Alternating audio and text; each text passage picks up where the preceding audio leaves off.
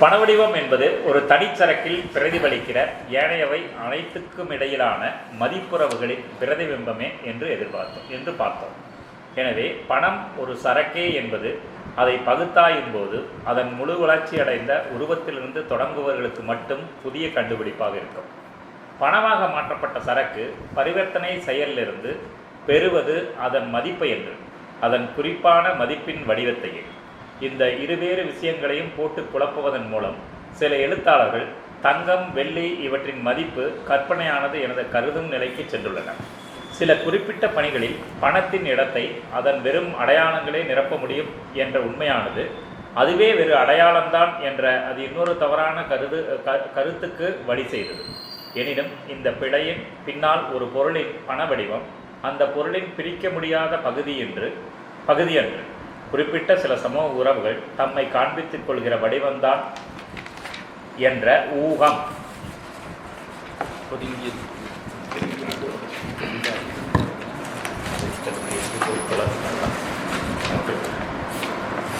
பதுங்கி இருந்தது.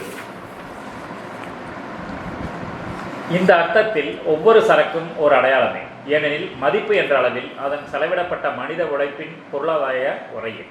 ஆனால் ஒரு திட்டமான உற்பத்தி முறையின் ஆளுகையில் பொருட்களால் மேற்கொள்ளப்படும் சமூகத்தன்மைகள் அல்லது உழைப்பின் சமூக பண்புகள் மேற்கொள்ளப்படும் பொருளாதார வடிவங்கள் வெறும் அடையாளங்களே என்று பிரகடனப்படுத்துவதானால் இதன் குணக்குறிகள் மனித வர்க்கத்தின் பொது சம்மதம் எனப்படுவதால் அனுமதிக்கப்பட்ட தன்னிச்சையான கற்பிதங்கள் என்றும் அதே மூச்சில் பிரகடனப்படுத்துவதாகும். 18ஆம் நூற்றாண்டில் வழக்கமாயிருந்த விளக்க முறைக்கு இது பொருந்தியது. மனிதனுக்கும் இடையிலான சமூக உறவுகள் மேற்கொண்ட புதிரான வடிவங்களின் தோற்றுவாய்க்கு விளக்கம் தர முடியாமல் மனிதர்கள் அவற்றுக்கு ஒரு சம்பிரதாயமான தோற்றுவாயை இட்டுக்கட்டுவதன் மூலமே அவற்றின் விசித்திர தோற்றத்தை போக்க முயன்றனர். ஒரு 3 அடிக்குறி குறிப்பு 3 53 வெள்ளியும் தங்கமுமே வெள்ளிப்பாலம் என்ற பொது பெயர் கொண்ட நாம் அவற்றை அழைக்கலாம். வெள்ளிப்பாலம் தான் பொன்வெள்ளிப்பாலம் என்ற பொது பெயர் கொண்டு நாம் இவற்றை அழைக்கலாம். மதிப்பில் உயர்ந்து கொண்டும் வீழ்ந்து கொண்டும் இருக்கும் சரக்குகளாகும். அப்படியானால் நாட்டில் உற்பத்தி அல்லது உருவாக்கத்தின் கூடுதலான அளவை குறைந்த எடைமானம் வாங்கும்போது உயர்ந்த மதிப்புள்ளதென பொற்பாலத்தை கணக்கிடலாம். பணம், வாணிபம், பரிவர்த்தனைகள் ஆகியவை ஒன்றோடு ஒன்று உறவில் நிற்க அவை பற்றிய பொதுப்படையான கருத்துகள் குறித்து ஒரு உரை ஒரு வணிகர் எழுதியது. லண்டன் 1695 பக்கம் 7. நாணயமாக்கப்பட்ட அல்லது நாணயமாக்கப்படாத வெள்ளியும் தங்கமும் மற்ற எல்லா பொருட்களையும் அளவிடுவதற்காக பயன்படுத்தப்படுகின்றன என்ற போதிலும் மது, எண்ணெய், புகையிலை, துணி அல்லது பதார்த்தங்களைப் போலவே அவையும் சரக்காகும். வாணிபம் சம்பந்தமாகவும் குறிப்பாக கிழக்கிந்திய தீவுகளின் வாணிபம் சம்பந்தமாகவும் ஒரு உரை லண்டன் 1689 பக்கம் 2. நாட்டின் கையிருப்பு செல்வங்களும் பணத்தோடு நின்று வருவது முறையன்று. தங்கமும் வெள்ளியும் வாணிபச் சரக்கிலிருந்து விலக்கப்படுவது முறையன்று. கிழக்கிந்திய லாபங்கொழிக்கும் வணிகம் லண்டன் 1677 பக்கம் 4. 54வது அறிவிப்பு. தங்கமும் வெள்ளியும் பணமாக முன்பே உலோகங்கள் என்ற முறையில் மதிப்புடையவை. காளியானி முன் வந்தது. லாக் கூறுகிறார், மனித வர்க்கத்தின் பொதுவான சம்மதம் வெள்ளிக்கு அதை பணத்துக்கு பொருத்தமுள்ளதாக்கிய அதன் பண்புகளில் விளைவாக ஒரு கற்பனையான மதிப்பை கொடுத்தது. மறுபுறம் லா சொல்கிறார், ஏதேனும் ஒரு தனி பொருளுக்கு வெவ்வேறு தேசங்கள் ஒரு கற்பனையான மதிப்பை கொடுக்க முடிந்தது எப்படி, அல்லது இந்த கற்பனையான மதிப்பு தன்னை காப்பாற்றிக் கொள்ள முடிந்திருப்பது எப்படி. ஆனால் அவரே விஷயம் பற்றி எவ்வளவு சொற்பமாக புரிந்து கொண்டார் என்பதை பின்வருவது காட்டுகிறது. வெள்ளி பெற்றிருந்த பயன்மதிப்பிற்கு ஏற்ற விகிதாச்சாரத்தில் ஆதலால் அதன் உண்மை மதிப்புக்கு ஏற்ற விகிதாச்சாரத்தில் அது பரிவர்த்தனை செய்து கொள்ளப்பட்டது. அது பணமாக ஏற்றுக்கொள்ளப்பட்டதன் மூலம் ஒரு கூடுதல் மதிப்பை பெற்றது.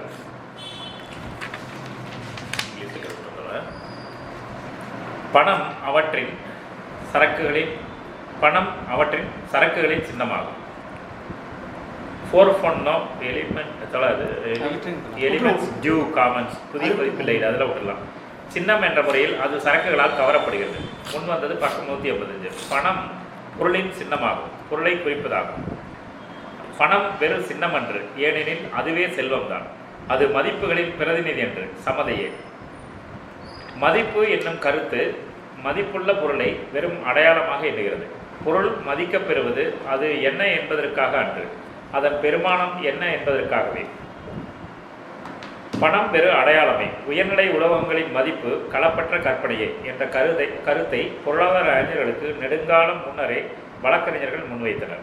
மத்திய காலம் முழுவதிலும் ரோமானிய பேரரசின் பாரம்பரியங்களில் ரோமானிய சட்ட தொகுப்பில் காணப்படும் பணம் பற்றிய கருத்தோட்டங்களை மூட்டி கலப்படம் செய்து நாணயங்களை கொடுப்பதற்கான முடி மன்னர்களது உரிமையை ஆதரித்து அவர்களுக்கு இச்சக சேவை புரியவே வழக்கறிஞர்கள் இப்படி செய்தனர். அவர்களுக்கு பொருத்தமான அறிஞர் ஒருவர் வால்வா நாட்டவரான பிலிப் 1346ஆம் ஆண்டில் அரசாணை ஒன்றில் கூறுகிறார்.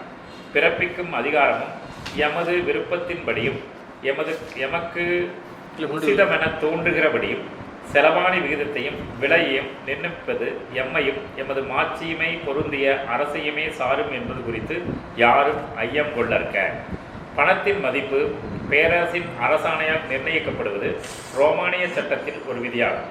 பணத்தை சரக்கென கொள்வது வெளிப்படையாகவே தடை செய்யப்பட்டது. எப்படியானாலும் எந்த ஒருவரும் பணத்தை வாங்க சட்டப்படி அனுமதி கிடையாது. பணம் பொது உபயோகத்திற்காக படைக்கப்பட்டதென்றால் அது சரக்காய் இருக்க அனுமதி இல்லை. இந்த பிரச்சனையை ஜிபி பகனினி ஓரளவு சிறப்பாகவே ஆய்ந்துள்ளார். சாக்கியோ சோப்ரா, அது இது லத்தின் நினைக்கிறேன். இரண்டாவது பகுதியில் பகனினி தனது வாதத்திறனை முக்கியமாய் வழக்கறிஞர்களை எதிர்த்து பிரயோகிக்கிறார். அடிக்குறிப்பு விட்டுருந்தோர் அது தனியாக கூட பேசிக்கலாம். ஓகே, இப்போ வாட்சதை முடிச்சு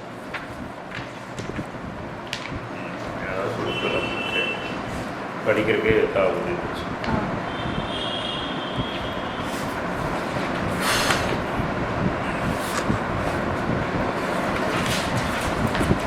பண வடிவம்ங்கிறது சரக்குகளுக்கிடையில் இருக்கக்கூடிய அந்த மதிப்புறவுகளோட பிரதிபிம்பமே.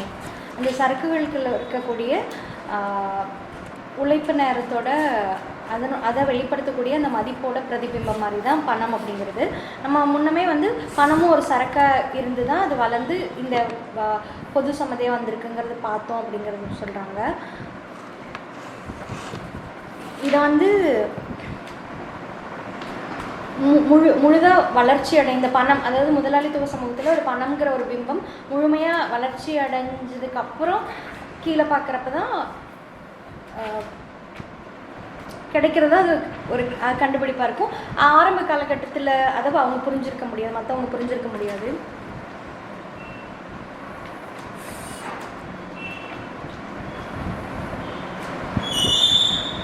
இப்போ என்ன ஒரு சிக்கல் வருது அப்படின்னா, நம்ம இதை பற்றி ரிசர்ச் பண்ணிகிட்டு இருக்கப்ப பணமாக மாற்றப்பட்ட சரக்குங்கிற அந்த விஷயத்தை பரிவர்த்தனை செயலிலேருந்து நம்ம பெறப்ப அதோட மதிப்பு கிடையாது. அந்த பணத்தோட என்ன ஒரு சிக்கல் வருது அப்படின்னா, இப்போ நம்ம ரெண்டையும் பரிவர்த்தனை செஞ்சுக்கிறப்ப நம்ம அந்த இடத்துல எது பார்க்குறோம்னா அந்த பணத்தோட மதிப்புக்கு அப்படிங்கிற ஒரு இடத்துல, ஆனால் அது கிடையாது. அந்த குறிப்பான மதிப்பை தான் பரிவர்த்தனையில் இருக்கக்கூடிய மதிப்பு, அந்த பொருளோட சரக்குகளோட உழைப்பு நேரத்தை பிரதிபலிக்கிற குறிப்பான மதிப்பு வடிவத்தை தான் இருக்குது. பணத்தோட மதிப்பு கிடையாது அப்படிங்கிற ஒரு விஷயத்த அது ஒரு சிக்கலாக இருக்கு. இது அப்படிங்கிற அந்த விஷயம் இருக்குல்ல, அது ஒரு சிக்கலாக எல்லாரும் புரிஞ்சுக்கப்படுது. அதுக்கு தான் கீழே இருக்க அந்த இதெல்லாம் கொடுத்துருக்குறாங்க, அடிக்குறிப்புகள் தனியாக பேசிக்கலாம் அப்படி கொடுத்துருக்காங்க. தவிர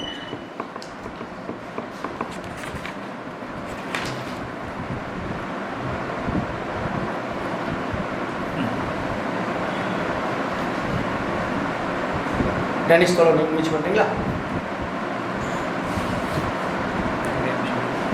பார்த்து தோழர் நீங்கள் கூட முயற்சி பண்ண தோழர் பாருங்கள். நான் கொடுத்து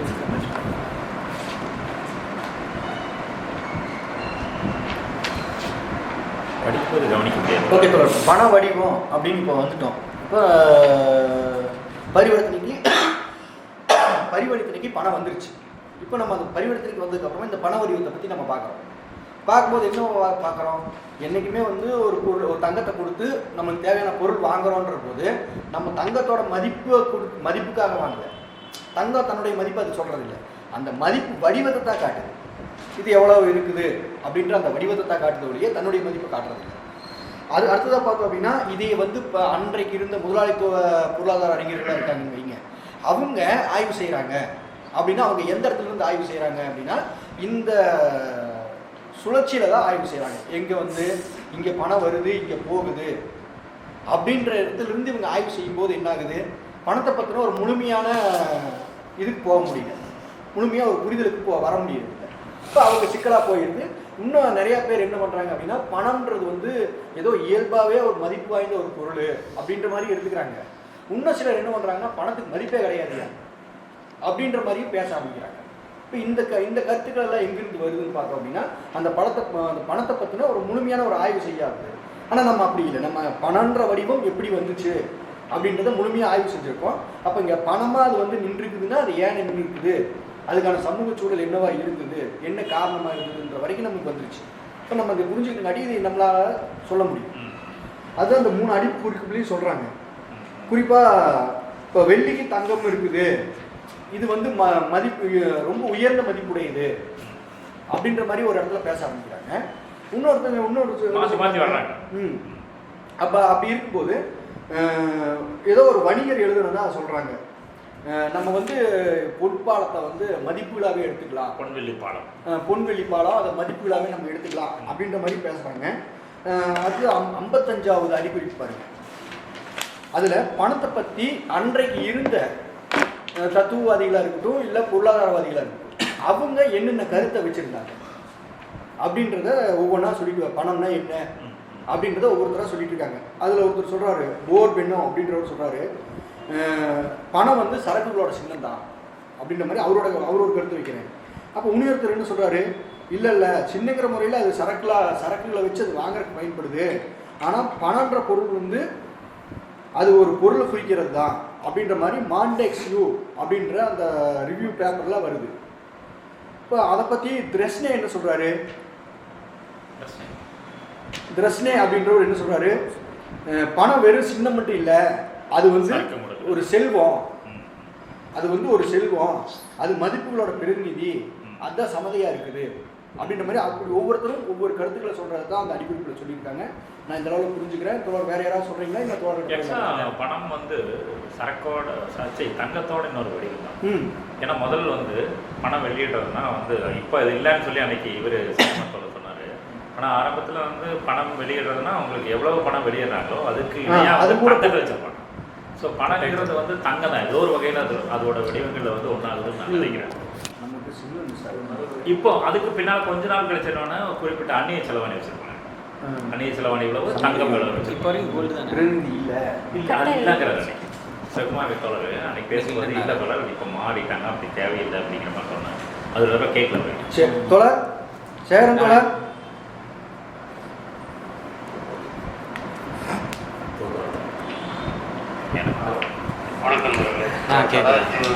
பேச ஆரம்பிச்சதுலேருந்து எதுவுமே கேட்கல.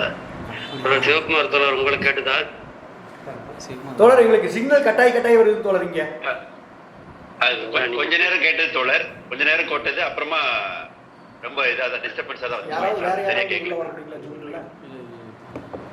கவனிக்கிறதே சிரமமாக இருக்கு. ஓகே சரி தோழர்.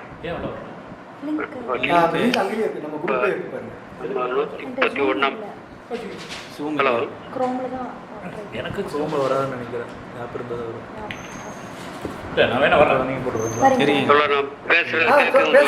பேசுங்க. ஒரே நிமிஷம் நான் சொல்லிடுறேன் தோழர். தோழர் டேனிஷ் தோழர் ஏதோ சொல்ல விரும்புகிறார், அவர் சொல்லியிருக்கீங்களா? ஏன் உள்ள வர சொல்கிறாங்க? இது சிக்னல் கம்மி. என்ன சொன்னா இந்த வோடாஃபோன் ஹாட்ஸ்பாட் என்னது வோடாஃபோன்? யாருக்கு நெட் வேணும்? வோடாஃபோன் கம்மியாக ஃபோன் வச்சுருக்காங்க. ஏர்டெல் இருக்கு. ஓகே ஹாட்ஸ்பாட் போடுறோம். சிக்னல் ஓடுது. அவங்க நெட்டில் நான் இந்த வேலை செய்யணும். ஒய்ஃபை இருக்கு.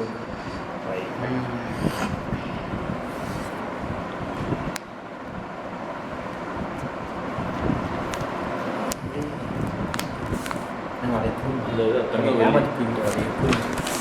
தங்கவெளி வந்து விலை மாட்டிருக்கலாம் ஏறி ஆட்டமாக அடிச்சு கொடுத்துருவா இப்போ அது கேட்குதா? என்னோடது எப்படி பாருங்க நான் போனதை கொடுத்து போயிட்டு தோழர் இப்போ கேட்குதுங்களா? கொடுக்கலையா கொடுத்துட்டு போயிட்டு சேகரன் தோழர் தோழர் பேசணும் தோழர் இப்போ ஹாட்ஸ்பாட் கனெக்ட் பண்ணிட்டோம். பேசுங்க. தேங்க்ஸ் தோழர். அதாவது இதுக்கு முன்னாடி வரைக்கும் நம்ம என்ன பார்த்தோம்னா பண வடிவத்தோட வளர்ச்சி வரைக்கும் பார்த்துட்டோம். சரக்குகளின் கைமாற்றத்தில் ஒரு பொது சமதையாக வந்து பணம் வந்து வந்தது வரைக்கும் நம்ம பார்த்துட்டோம். அப்போ அது என்ன வெளிப்படுத்துது அப்படின்னா ஒரு தசை அளவில் இருக்கக்கூடிய சமதை எல்லா பொருட்களையும் கைமாற்றுவதற்கு இடையே இருக்கக்கூடிய ஒரு நம்ம பார்த்து எல்லாம் பண்ணக்கூடிய ஒரு வடிவமாக வந்து பண வடிவம் அதோட மதிப்புருவை தெரிவிக்கக்கூடிய வடிவமாக இருக்குது. அப்போனா சரக்குகளுக்கு இடையான உறவுகளை வந்து இது பண வடிவம் வந்து வெளிப்படுத்துது. ஆனால் அது ஒரு வளர்ச்சியடைந்த வடிவத்திலேருந்து பார்க்குறவங்களுக்கு அதுவும் ஒரு சரக்கு. நம்ம காசு கொடுத்தா பொருள் கிடைக்குது, பொருள் கொடுத்தா காசு கிடைக்குது அப்படின்ற இடத்துலேருந்து மட்டும்தான் அதை பார்க்குறாங்க. இன்னொன்று வந்து அந்த காலகட்டத்தில் இருக்கக்கூடிய அது சரக்குலேருந்து பிரிக்க முடியாத ஒரு சரக்குலேருந்து பிரிக்க உங்கள் ஃபோனில் கனெக்ட் பண்ணுங்க. உள்ளே வாங்க. உங்களுக்கு இந்த ரூம்னால அப்படி இருக்கும். ரூம் இல்லை, சிக்னல் கிடைக்கும். நீங்கள் உள்ள நான் போடுறேன்.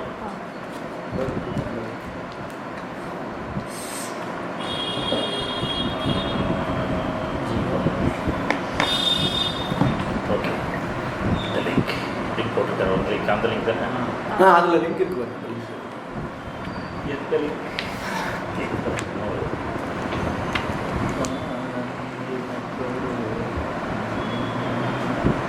மாறி மாறி தான் வருது. ஓகே தோழர் சிக்னல் கொஞ்சம் வீக்காக இருக்குங்க தோழர். இருங்க, இன்னொரு தோழர் உள்ள வராருங்க. ஜூம் தானே? ஜூம் தான். அப்படியே வாங்க. அப்படியே வர முடியாது. இப்போ தான் இன்ஸ்டால் ஆகும். ஓகே.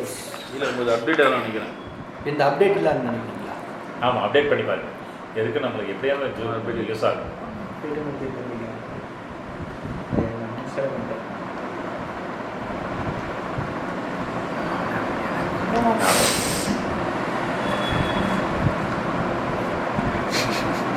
எல்லாருமே அதை நடந்ததான். அன்இன்ஸ்டால் பண்ணிட்டு எனக்கு அப்டேட் தான் வரும். அப்டேட் ஆகி இல்லை இல்லை ஒன்று அப்டேட் தான் இருக்கு. எல்லாம் ஒன்று தான். இன்ஸ்டால் ஆகிறது அப்டேட் ஆகுது. சிக்னல் ப்ராப்ளம் தான். எல்லாம் கொஞ்சம் இப்படி வச்சுக்கோங்க. ஏதாவது உள்ள வருது. தோழர் இப்போ கேட்குதுங்களா? எல்லாரும் கேட்குது. வாட்ஸ்அப் கால் அடிச்சுங்க. வேண்டது வைஃபை கனெக்ட் டவர்கள் இல்லை, அவங்க கட் பண்ணிட்டாங்க. நான் கட் பண்ணல. கனெக்ட் ஆகல. எனக்கு கனெக்ட் ஆகுது. கட் ஆகிடுச்சு. Join meeting. கனெக்ட் பண்ணி விட்டீங்களா? அதுவே அது என்ன மீட்டிங் ஐடி என்னது அது சொல்லுங்க. மீட்டிங் ஐடி இருக்கிறது. அந்த லிங்கை விட்டு டச் பண்ணுங்க. லிங்க் இருக்கு பாருங்க. லிங்க் டச் பண்ணுங்க. லிங்க் எல்லாம் டச் பண்ணிட்டோம். சரி சரி. லிங்க் உங்க பேர் தான் போக வைக்கணும். பாஸ்வேர்டு எதுவுமே போட விவோ வேண்டியது. Y200 இருந்தா ஏதாவது சொன்னா அது வந்து வேலை இருக்கு. இல்லை சயின்டிஃபிக்காக. Hello hello mic testing. உள்ள வந்துட்டார பாருங்க. இருங்க. ஐயோ தோழர் ஒரே நிமிஷம் தோழர். இன்னொரு தோழர் உள்ள வராரு. என்னோடது ஏதோ டவர் ப்ராப்ளம் ஆட்டு இருக்கு. அது வரைக்கும் பேசுங்க. வந்துட்டார். லக்ஷ்மண் தோழர் வந்துட்டார். மைக் அன்மியூட் பண்ணி வச்சுக்கோங்க தோழர். அப்படியே உள்ள செட்டிங்ல மியூட் போடாதீங்க. அன்மியூட்ல இருக்கு. அன்மியூட்ல இருக்கு. ஓகே, மியூட் போட வேண்டாம். ஹலோ பேசுறது கேக்குதா? நான் இல்ல இப்போ கேக்குதா பாருங்க. ஓகே, பேசுங்க. பேசுங்க. தோழர் கேட்குது தோழர், கேட்குது தோழர். தோழர் எக்கோ ஆகுது. நான் மியூட் போய்க்கிறேங்க. இதுலையும் மூவ் பண்ணுவான். இப்போ பேசுங்க. ஓகே ஓகே லட்சுமணன் தோழர் பேசுங்க. இது ஒரு பக்கம் ஸ்பீக்கர் ஆஃப். இது ஒரு பக்கம் ஸ்பீக்கர் ஆஃப். இந்த வெளியே ஸ்பீக்கர் ஆஃப் பண்ணு. இல்லைன்னா வெளியே வந்துடும். எது நல்லா இருக்கோ அதை வச்சுட்டு அதை ஆஃப் பண்ணி அதை எடுத்துடலாம். லிங்க் நீங்கள் போட்டு வெளியே வந்தால். ஹலோ தோழர், பேசலாமா தோழர்? பேசுங்க தோழர். கேட்குது. அது இது வரைக்குமான நம்ம என்ன பார்த்தோம் அப்படின்னா ஒரு பொது சமதை வடிவமாக வந்து பணம் வந்து மாறி இருக்கு அப்படின்றத பார்த்தோம். இப்போ அந்த பண வடிவம் எப்படி இருக்குன்னா, ஒரு தனி சரக்கு இருக்குது. அந்த சரக்கு மற்ற சரக்குகளோடு பரிவர்த்தனை செய்யப்படும் போது அதோட மதிப்புருவு வெளிப்படுத்தக்கூடிய பிரதிபிம்பமாக இருக்குது. மற்ற சரக்குகளோட அதோட உறவு பரிவர்த்தனைக்கு செய்யப்படும் போது, கைமாற்றப்படும் போது அதோட சமதியை மற்றதோட சமதியை வெளிப்படுத்தக்கூடிய ஒரு விஷயமா வந்து இது இருக்குது. இது ஒரு பொது சமதியாக வளர்ந்துருக்கு அப்படின்னு. அப்போ பணம் வளர்ச்சியடைந்த வடிவத்திலிருந்து நம்ம வந்து அதை பார்க்கக்கூடிய நபர்களுக்கு என்ன தெரியும் அப்படின்னா, அதுவும் ஒரு சரக்கு, அது வந்து எப்படி அப்படின்ற ஒரு மாய பிம்பம் தான் அது மேலே கட்டி அமைக்கப்பட்டிருக்கு. இப்போ எப்படி வந்து வெள்ளி தங்கத்துக்கு வந்து இதுக்கு முன்னாடி வந்து அதுக்கே தனி மிகப்பெரிய மதிப்பு இருக்குது அப்படின்ற ஒரு கற்பனைக்கு வந்து இட்டு செலுத்தோம், அதே மாதிரியான கற்பனைக்கு இட்டு செலுத்தும். ஆனால் விஷயம் என்னவா இருக்குன்னா, இது அந்த சரக்கோட மதிப்பை வெளிப்படுத்துதே தவிர, மதிப்பு வடிவத்தை வெளிப்படுத்துது, அதோட மதிப்பை வந்து சொல்கிறது கிடையாது. இரண்டாவது விஷயம் என்னென்னா, அந்த பொருட்களோட இது எப்போவுமே நிரந்தரமான தொடர்புடையதாக இருக்கா அப்படின்னா அப்படியும் கிடையாது. அது காலகட்டத்துக்கு அனுசரித்த மாதிரி அது வந்து மாறிட்டே வந்துட்டுருக்கு. அந்த வடிவம் சமதை வடிவம் மாற மாற சந்தை விரிவடைய இதோட வடிவங்களும் இதோட குணாம்சங்களும் எல்லாமே மாறிடும். ஆனால் நமக்கு என்னவா வெளிப்படுதுன்னா, இது நமக்கு நேரடியாக பணம் அதிலிருந்து வெளிப்படக்கூடிய குணப்புரிகள் அடிப்படையில் தான் பணத்தை வந்து நம்ம பார்க்குறோம். தத்துவார்த்த ரீதியாக கூட என்னவானா, பணம் இல்லைன்னா கிடையாது, பணம் இல்லை, பணம் தந்தால் பணம் கூட வாயை குழப்பும் அப்படின்ற அந்த சமூக உறவுகளில் இருக்கக்கூடிய விஷயங்களாக வந்து வெளிப்பாடாக தான் வந்து ஒரு பணம் வந்து ஒரு வடிவத்தை அடைஞ்சிருக்கு அப்படின்ற இடத்துல பார்க்காம அதை வந்து ஒரு என்ன சொல்ற சரக்கா மட்டும் இல்லை, அது ஒரு ஹை பீக்கில், அது ஒரு கடவுள் அப்படின்ற ஒரு அப்படியே ஒரு செயல் வடிவம் இருக்குன்னு அதுக்கு ஒரு சம்திங் ஒரு கற்பனையை கொடுத்து மேலே கற்பனையை வச்சு மேலே ஏற்றி வச்சிருக்காங்க. அப்போ அதோட பிரச்சனை என்னன்னா, அது வளர்ச்சியடைந்த வடிவத்திலிருந்து அதை பார்க்கறதுனால இருக்கக்கூடிய வெளிப்பாடாக தான் இருக்குது. அதோட வரலாற்று ரீதியான புரிதலோ அது மாதிரியான விஷயங்களை வந்து பார்க்கப்படல. அப்போ அதுக்கு தான் அடிக்குறிப்புகள் ஒவ்வொரு காலகட்டத்திலும் தங்கம், வெள்ளி இல்லை மற்ற உலோகங்கள் இது வந்து எப்படி வந்து அந்தந்த காலகட்டங்களில் புரிந்து கொள்ளப்பட்டுச்சு. அப்போ வந்து வெள்ளி தங்கம்ன்ற உலோகம் அடிப்படையில் அது ஒரு தனி சரக்கு, அதே நேரத்தில் அது ஒரு சமதை வடிவத்தையும் அந்த காலகட்டத்தில் வந்து வச்சிருக்கு. அப்போ 2 குணம் இது இருக்கும்போது என்னவாயிடுதுன்னா, அது ஒரு கற்பனை கதாபாத்திரத்துக்கு போயிடுது அந்த இடத்துல. அது ஒரு கடவுள் ரேஞ்சுக்கு, அப்போ இது இருந்தால் தான் வாழ முடியும், இது இல்லைன்னா வாழ முடியாது, இதுதான் மெயின்னு பார்க்க வர தவிர, அது வந்து இங்கே இருக்கக்கூடிய சமூக உறவுகளில் சரக்கு பரிவர்த்தனைன்றதே மனிதர்களுக்கு இடையான ஒரு உறவு தான், சமூக உறவு தான். அப்போ அந்த உறவில் ஒரு என்ன சொல்ற பௌதிக வடிவத்திலிருந்து வெளிப்படக்கூடிய ஒரு விஷயமாக தான் ஒரு பொது சமதைன்ற இடத்துல தான் அது படிப்படியாக வளர்ச்சி அடைந்து பண வடிவத்தை வந்து அடைஞ்சிருக்கு அப்படின்ற விஷயத்தை வந்து புரிந்து கொள்ள முடியாமல் போயிருக்கு. அப்போ தான் பணம் தங்கம் வெள்ளி எப்படி வந்து ஒரு உலோகமாகவும் அதே வர சமதை வடிவமாகவும் இருக்கும், அல்லது வந்து ஒரு ஒரு ஒரு பொருளாகவும் இருக்குது, ஒரு சரக்காகவும் இருக்குது. ஒரு சரக்காகவும் இருக்குது. பணம் உங்களுக்கு வந்து சமதை வடிவமாகவும் ஒரு சரக்காகவும் இருக்குது அப்படிங்கிற மாதிரி. சரக்காகவும் இருக்குது. ஆனால் அது எப்படி புரிஞ்சுக்கிறாங்கன்னா, அது வளர்ச்சியடைந்த காலகட்டத்திலேருந்து புரிஞ்சுக்கிறதுனால அது ஒரு அதீதமான ஒரு கற்பனைக்கு அதோட மதிப்புக்கும் வந்து பெரிய அளவில் மதிப்பு கொடுக்கப்படுது. சரக்கோட பணம் என்ன எந்த பொருளை வேணாலும் நான் எந்த நேரத்தில் வாங்கக்கூடிய சக்தி எனக்கு வந்து இருக்குது அப்படிங்கிறதா வெல்த். அதான் இல்லையா, அந்த இடம் தான் பணத்துக்கு அங்கே ஆக்சுவலாக இருந்துருக்கும். சரக்கோட பணம் வந்து பிரதானம் நடத்துக்காது. ஆமாம். இல்லை, மனித உறவுகள் மனிதர்கள் வந்து தங்களுக்கு இடையே உள்ள வாழ்நிலைக்கு தேவையான சரக்குகளை வந்து உற்பத்தி செய்கிறாங்க, அதை வந்து கைமாற்றிக்கிறாங்க. அந்த கைமாற்றத்துக்கு வெளிப்படையாக பொது சமதையாக பயன்படுத்தக்கூடிய ஒரு பொருளாக தான் இது இருக்குது. அந்த அளவுக்கு தான் அதோட மதிப்பும். ஆனால் வந்து அது என்ன வகைன்னா, இந்த சமூக உறவுகளை வந்து புரிந்து கொள்ள முடியாமல், இந்த சமூகம் எப்படி வளர்ச்சி அடைஞ்சி, அதோட உற்பத்தி உறவு எப்படி இருந்துச்சு, அதோட விஷயங்கள் என்ன இருக்குது, இதை நம்மளால் பார்க்க முடியாதனால பொதுப்படியாக என்ன பார்க்குறோன்னா, இது ஒரு என்ன சொல்ல அல்டிமேட் ஸ்டாராக வந்து சூப்பர் ஸ்டாராக வந்து அது நிற்குது. அது ஒரு கற்பனை வடிவத்தில் நிற்குது. அப்போ என்னென்னா, இது இருந்தால் எல்லாமே பண்ணிக்கலாம், இது இல்லைன்னா வாழ்க்கையே கிடையாது அப்படின்ற இடத்துக்கு வந்து இது போயிருக்கு அப்படின்ற விஷயத்த வந்து சொல்கிறதா நான் பார்க்குறேன். சூப்பர் சூப்பர் தோழர் சேரன் தோழர் செப்பா தோழர் அவருக்கு இந்த டைமில் ஆங்கிலம். ஓகே தோழர் சிவகுமார் தோழர் எதுவும் சொல்கிறீங்களா?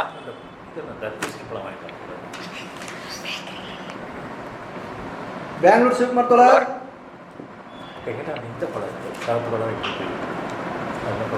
ஓகே ஓகே தோழர்களே, நம்ம பண வடிவத்துக்கு எப்படி வந்திருக்கோம் இப்போ நம்ம? ஏன்னா ஒரு ஆய்வு என்பது எங்கு துவங்கி எங்கு வந்திருக்கு என்பதை வந்து நமக்கு தெரியும். துவக்கத்தில் 2 உற்பத்தி பொருட்கள், ஏதாவது ஒரு உற்பத்தி பொருள் சரக்காவது எவ்வாறு என்பதை நம்ம வந்து முதல்ல ஆய்வு செய்யணும். சரக்கிலிருந்து ஆய்வை துவங்கணும். அப்போ அது சரக்கு அப்படின்னா அதற்கென்ன இலக்கணம் என்பதை நம்ம ஏற்கனவே பார்த்துருக்கோம். அந்த அடிப்படையில் அது ஒரு உற்பத்தி பொருள் என்பது பரிமாற்றத்துக்கு வந்தால் தான் அது வந்து சரக்காக மாறும் என்பதை பார்த்தோம். அப்போ ஒன்றுக்கு மேற்பட்ட சரக்குகள் தங்களுக்கிடையே கொள்ளக்கூடிய உறவு என்பது அது துவக்க காலத்தில் நம்ம ஆரம்ப மதிப்பு ஒப்பீட்டு மதிப்பு வடிவத்திலிருந்து அதை வந்து வளர்ந்து வந்திருக்கு. பண வடிவம் என்பது ஒப்பீட்டு மதிப்பு வடிவத்திலிருந்து சமதையாக வந்திருக்கு. சமதை என்பது சர்வ பொது சமதையாக மாறி அது பண வடிவம் என்ற அடிப்படையில் அது மாறி வந்திருக்கு என்பது நமக்கு தெரியும். அப்போ ஒரு சரக்கு தான் பணமாக மாறி இருக்கு என்பது நமக்கு தெரியுது. ஆனால் இந்த முதலாளித்துவ அறிஞர்கள் வந்து 18ஆம் நூற்றாண்டுக்கு பிறகு அவங்களுடைய ஆய்வு என்பது எங்கிருந்து துவங்குது அப்படின்னா இந்த பண வடிவத்திலிருந்து அவங்களுடைய ஆய்வை வந்து துவக்குவதன் காரணமாக இந்த பணம் என்பது ஒரு சரக்கு என்ற விஷயத்தை அவங்க கண்டுபிடிச்சு அதை பார்க்கும்போது அவங்களுக்கு அது வந்து ஒரு புதுசாக தெரியுது என்பதுதான் அந்த விஷயமா நம்ம பார்க்கலாம். இப்போ நமக்கு வந்து மதிப்பின் ஆரம்ப வடிவத்திலிருந்து துவங்கி வந்ததுனால ஒரு சரக்கு தான் பணமாக மாறி இருக்கு என்பது நமக்கு நல்லா தெரியும். ஆனால் அவங்களுக்கு மாறுதலாக தலைகீழ தெரியுது என்பதை தான் நம்ம பார்க்க வேண்டிய விஷயம். அப்போ இந்த நம்ம ஏற்கனவே பார்த்துக்கக்கூடிய பணமாக மாற்றப்பட்ட ஒரு சரக்கு, அந்த சரக்கு என்பது அது பரிவர்த்தனை செயலில் இருந்து பார்க்கும்போது அது தன்னுடைய மதிப்பை தானே தெரிவிக்குமா அப்படின்னா தெரிவிக்காது. தன்னோடு பரிவர்த்தனைக்கு வரக்கூடிய இன்னொரு சரக்கின் மதிப்பை தெரிவிக்கக்கூடிய ஒரு வடிவமாகத்தான் இந்த பணம் என்பது இருக்கு, பணச்சரக்கு என்பதும் இருக்கு என்பதை நம்ம பார்க்கணும். அப்போ இங்கே என்ன, பணம் வந்து உண்மையிலேயே தன்னுடைய மதிப்பை அது தெரிவிக்காது என்ற அடிப்படையில் பல்வேறு பொருளாதார அறிஞர்கள் என்ன சொல்கிறாங்க அப்படின்னா பணத்துக்கு பணம் என்பது அது ஒரு அடையாள சின்னம்தான் அப்படின்னு பல பொருளாதார அறிஞர்கள் சொல்கிறாங்க. இன்னும் சில பேர் என்ன சொல்கிறாங்கன்னா இல்லை அது சின்னம்லாம் கிடையாது, அதுவும் மதிப்பு என்று சொல்கிறாங்க. அப்போ இது சம்மந்தப்பட்ட விஷயங்களை தான் அந்த அடிக்குறிப்பு 53 தொடர் மார்க்ஸ் வந்துங்க இந்த அடிக்குறிப்பில் சொல்கிறாரு. இப்போ அதில் யார் எப்படி எப்படிலாம் சொல்கிறாங்க என்பதை அதில் குறிப்பிட்டு அந்த மேற்கோளில் கொடுக்குறாரு. அதே போல் அதுக்கு அடுத்தபடியாக இந்த நம்ம வந்து பணத்தை பயன்படுத்தும் போது சில குறிப்பிட்ட இடங்களில், எல்லா இடங்களிலும் அல்ல, சில குறிப்பிட்ட இடங்களில் பணத்தை ஒரு அடையாள சின்னமாக நம்ம வந்து பயன்படுத்த முடியும். அப்போ அந்த இடத்துல பணமே தேவையில்லை என்ற நிலைமையும் நம்ம பார்க்கணும். இந்த மாதிரியான நிலைமைகளை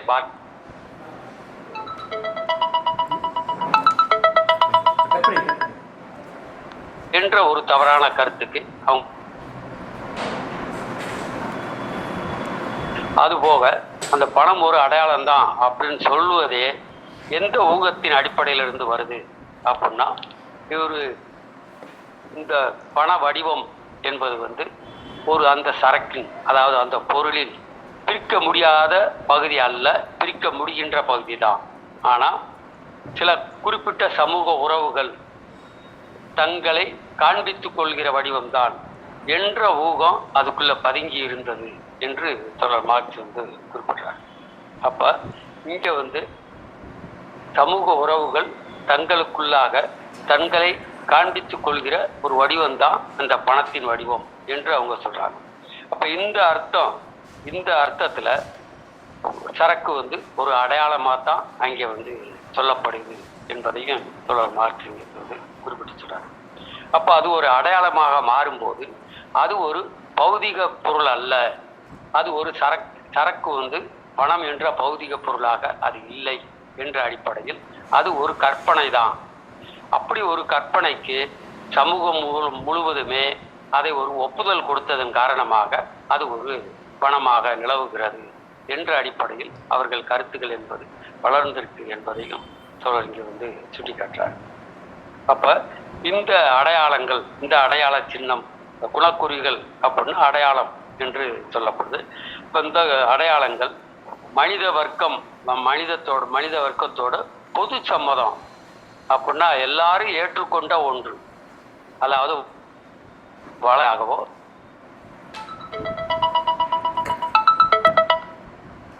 அது வந்து தன்னிச்சையான வந்து நமக்கு தோற்றமளிக்குது என்பதை தோழர் மார்க்ஸ் இங்கே வந்து குறிப்பிடுறார். அப்ப இப்படிப்பட்ட ஒரு வியாக்கியானம் என்பது வந்து 18ஆம் நூற்றாண்டில், அதாவது முதலாளித்துவ பொருள் உற்பத்தி மீது ஆய்வுகள் என்பது துவக்கப்படாத அல்லது ஒரு குறிப்பிட்ட கட்டத்தின் வரைக்கும் வளர்ச்சி அடையாத அந்த 18ஆம் நூற்றாண்டு காலத்தில் அது வந்து அதற்கான இயல்பாக அது இருந்திருக்கு என்பதை தோழர் மார்க்ஸ் இங்கே வந்து குறிப்பிடுறாரு. அப்போ 18ஆம் நூற்றாண்டுக்கு பிறகு ரிக்கார்டோ, ஆதம் ஸ்மித், ரிக்கார்டோ இவர்களுடைய ஆய்வுகளுக்கு பிறகுதான் அது வந்து பணம் என்பது ஒரு சரக்கு பணமாக மாறி இருக்கக்கூடியது என்ற கருத்தே வந்து அதற்கு பிறகுதான் ஆய்வின் வழியாக வருது என்பதை நம்ம பார்க்குறோம். அதற்கு முந்தைய காலகட்டத்தில் அவங்க இப்படித்தான் அதை புரிந்து கொள்ள முடியும் என்பதையும் தோழர் மார்க்ஸ் இங்கே வந்து சுட்டி காட்டுறாங்க. அப்போ அந்த சமூக உறவின் அடிப்படையிலான நம்ம ஏற்கனவே என்ன பார்த்துருக்கோம் அப்படின்னா, சரக்குகளுக்கு இடையிலே இருக்கக்கூடிய உறவு என்பது வெளிப்படையாக தெரியுது. ஆனால் அதற்குள் இருக்கக்கூடிய மனிதர்களுக்குள் இருக்கக்கூடிய சமூக உறவு என்பது வந்து உள்ளே மறைஞ்சிருக்கு, அது வெளியே தெரியலை. ஆனால் வெளிப்படையாக தெரிவது வந்து சரக்குகளுக்கு இடையிலான உறவு என்று சரக்குகளின் மாய்மாலம் என்ற விஷயத்தில் தோழர் மார்க்ஸ் வந்து குறிப்பிட்டிருப்பார். அதே போலதான் இங்கே பணம் என்பதும் இந்த சமூக உறவுகள் மேற்கொண்ட அந்த சமூகத்தில் இருக்கக்கூடிய சமூக உழைப்பு என்பதன் மதிப்பாக மாறி அந்த மதிப்பு வடிவம் என்பது பணமாக இருக்கு என்ற விஷயங்கள் வந்து வெளிப்படையாக தெரியவில்லை என்பதை தோழர் மார்க்ஸ் சொல்றாரு. அப்ப இது வெளிப்படையாக தெரியலை அப்படின்னா அவங்க வந்து எவ்வாறு புரிந்து கொண்டு அதற்கு ஒரு தோற்றத்தை வழங்குவதற்காகத்தான் அப்படி ஒரு கருத்தை அவர்கள் வைத்திருக்கிறார்கள். பணம் என்பது ஒரு அடையாளம்தான் என்ற ஒரு கருத்தை அவர்கள் வைத்திருக்கிறார்கள் என்பதை தோழர் மார்க்ஸ் இங்கே வந்து குறிப்பிட்டு சொல்றார்கள். அப்ப நம்ம வந்து ஏற்கனவே என்ன பார்த்துருக்கோம் அப்படின்னா, சமதை வடிவம் என்பது வந்து அது தன்னுடைய மதிப்பை அது தெரிவிக்காது என்பதை நம்ம ஏற்கனவே பார்த்துருக்கோம். இப்போ பணம் என்பது சர்வ பொது சமதை என்பதை பார்க்கணும். அப்போ அந்த சர்வ பொது சமதையான பணச்சரக்கு என்பது தன்னுடைய மதிப்பை தானே தெரிவிக்காது. 2 ounce தங்கத்தின் மதிப்பு என்ன அப்படின்னு 2 ounce தங்கம் அப்படின்னு நம்ம சொல்ல முடியாது. அப்போ 2 ounce தங்கத்தோட மதிப்பு என்ன அப்படின்னா அதுக்கு இன்னொரு சரக்கை தான் நம்ம வந்து அதோட ஒப்பிட்டு கொண்டு வர வேண்டியிருக்கு என்ற அடிப்படையில் அது ஒரு 5 டன் கோதுமையாக கூட இருக்கலாம். அப்போ இந்த பணச்சரக்கின் மதிப்பை நம்ம பார்க்கணும் அப்படின்னா இன்னொரு சரக்கை அதனோட ஒரு மதிப்புறவில் வைக்க வேண்டும் என்ற அடிப்படையில் தான் நம்ம இங்கே சொல்கிறோம். சமதையான ஒரு சரக்கு என்பது தன்னுடைய மதிப்பை தானே தெரிவிக்காது என்பதை நம்ம பார்க்கணும். இது நம்ம ஏற்கனவே புரிந்து வச்சுருக்கோம். அப்போ இங்கே வந்து என்ன அப்படின்னு பார்க்குறோம் அப்படின்னா, இங்கே வந்து பணமும் தன்னுடைய மதிப்பை மற்ற சரக்குகளின் வாயிலாக ஒப்பிட்டு தான் அது வந்து தெரிவிக்க முடியும் என்பதை பார்க்கணும். இப்போ அந்த இடத்துல பணம் என்பது சமதையாக இருக்க முடியாது. பணம் என்பது ஒப்பீட்டு மதிப்பு வடிவத்திலும், சரக்குகள் என்பது அவற்றின் அளவு என்பது அங்கே சமதை வடிவத்திலும் வந்து ஆகணும். ஏன்னா இது ஆரம்ப மதிப்பு வடிவம் என்பது ஒப்பீட்டு மதிப்பு வடிவம் என்பதை பார்த்துருக்கோம். இப்போ இந்த அடிப்படையில் தான் பணத்தின் மதிப்பும் அங்கே கண்டுபிடிக்க வேண்டியிருக்கு என்பதை நம்ம பார்க்கணும். அப்போ இந்த தங்கம், வெள்ளி ஆகியவற்றை வந்து புள்ளியன் என்று சொல்லக்கூடிய தங்க வெள்ளி பாலங்கள் என்ற அடிப்படையில் அதை வந்து புள்ளியன் மார்க்கெட் எப்படி இருக்குன்னு தான் கேள்வி கேட்பாங்க. தங்கத்தோட மார்க்கெட்டு விலை என்ன, வெள்ளியோட மார்க்கெட்டு விலை என்ன அப்படின்னு இந்த தங்க வெள்ளி விற்கிறவங்க தனித்தனியாக சில பேர் கேட்பாங்க. பல பேர் வந்து புள்ளியன் மார்க்கெட் அப்படின்னு தான் அதை சொல்லுவாங்க. அந்த அடிப்படையில் அது வந்து தங்க வெள்ளி பாலங்களுடைய அந்த மதிப்பு என்பது அந்த மாதிரி இருக்குது என்பதை நம்ம பார்க்குறோம். அப்போ இந்த பணச்சரக்காக நாம் வைத்திருக்கக்கூடிய தங்கமாக இருந்தாலும் சரி, வெள்ளியாக இருந்தாலும் சரி, அதனுடைய உற்பத்தி தளத்தில், அதாவது சுரங்கத்திலிருந்து வெளிப்படும் போதே அது ஒட்டுமொத்த சமூக உழைப்பின் ஒரு அவதாரமாக அது இருக்கிறது என்பதுதான் நம்ம பார்க்குறோம். அந்த அடிப்படையில் தான் அது ஒரு பணச்சரக்காக அது வந்து இருக்கு. அது இந்த பணத்தில் இருக்கக்கூடிய அந்த புதிரை நம்ம வந்து புரிந்து கொள்வதற்கு ஒரு சரக்கு என்பது பணமாக மாறுகிறது என்பதை நம்ம ஆனால்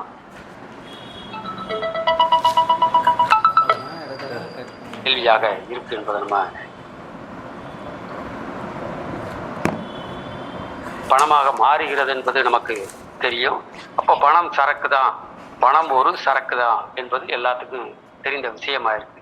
ஆனா அந்த சரக்கு எவ்வாறு பணமாக மாறியது என்ற அதன் வரலாற்று ரீதியான ஆய்வு வழிமுறைகள் அதை புரிந்து கொள்வதில் தான் கஷ்டம் இருக்கு என்பதை தோழர் மார்க் இங்கே வந்து சுட்டி காட்டுறார். தோழர்கள் இதுதான் அந்த இதில் நம்ம சொல்ல வேண்டியது. இதில் ஏதாவது டவுட் இருந்துச்சுன்னா தோழர்கள் தோழர்களுக்கு ஏதாவது கேள்விகள் இல்லை மேலே ஏதாவது கருத்துக்கள் ஏதாவது சொல்கிறீங்களா? சரி, ஓகே, வாசி போயிடலாங்களா?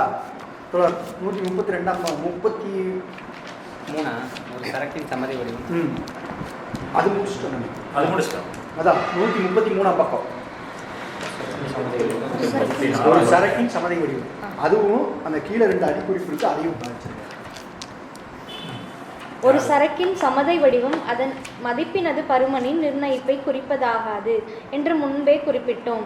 எனவே தங்கம் பணமாகும், ஆதலால் மற்றெல்லா சரக்குகளுக்காகவும் நேரடியாக பரிவர்த்தனை செய்து கொள்ளத்தக்கதாகும் என்பதை நாம் அறிந்திருந்தாலும், உதாரணமாக 10 ராத்தல் தங்கத்தின் பெருமானம் எவ்வளவு என்பதை அதிலிருந்து அறிய வழியில்லை.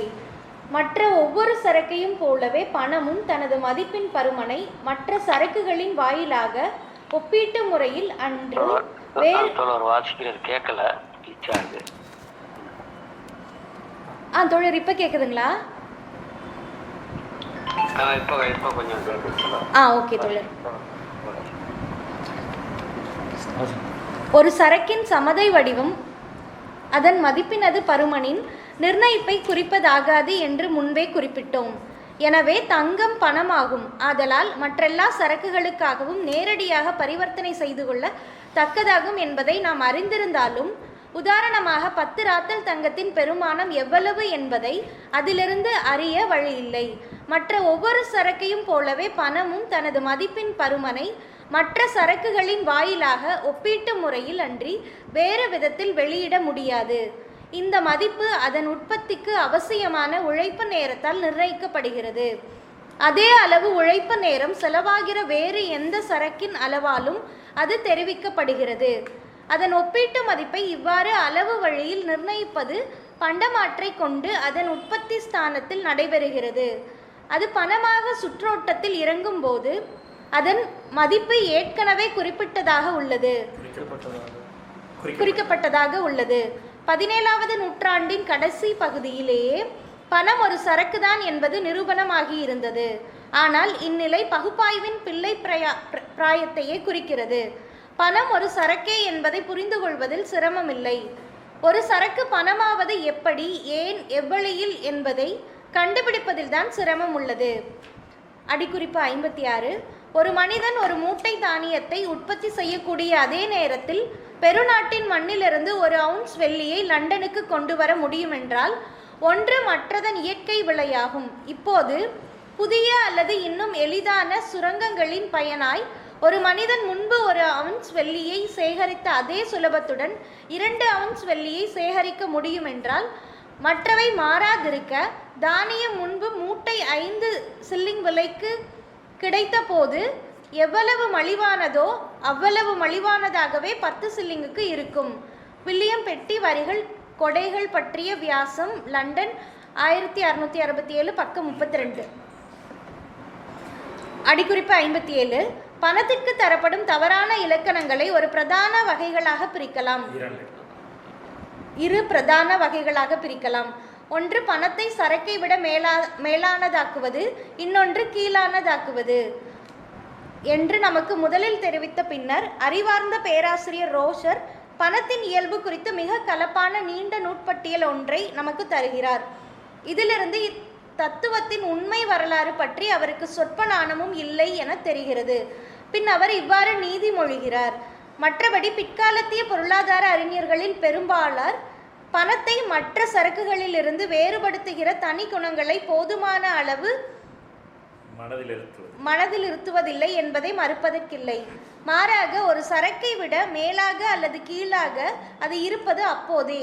இந்த அளவில் காணிலின் அரைகுறையான வாணிப ஊக்கவாத கருத்து முற்றிலும் அடிப்படையே இல்லாதது அன்று.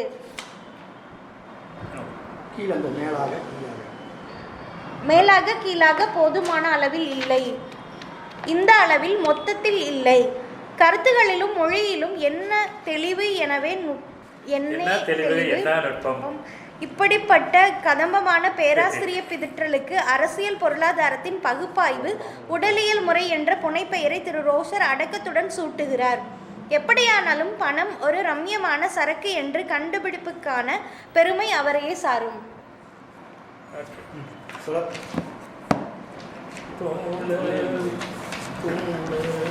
இது ஏற்கனவே அதை எக்ஸ்பிளைன் பண்ணிட்டார் தோழர், இப்போ பேசிட்டார், முன்னாடியே பேசிட்டார்.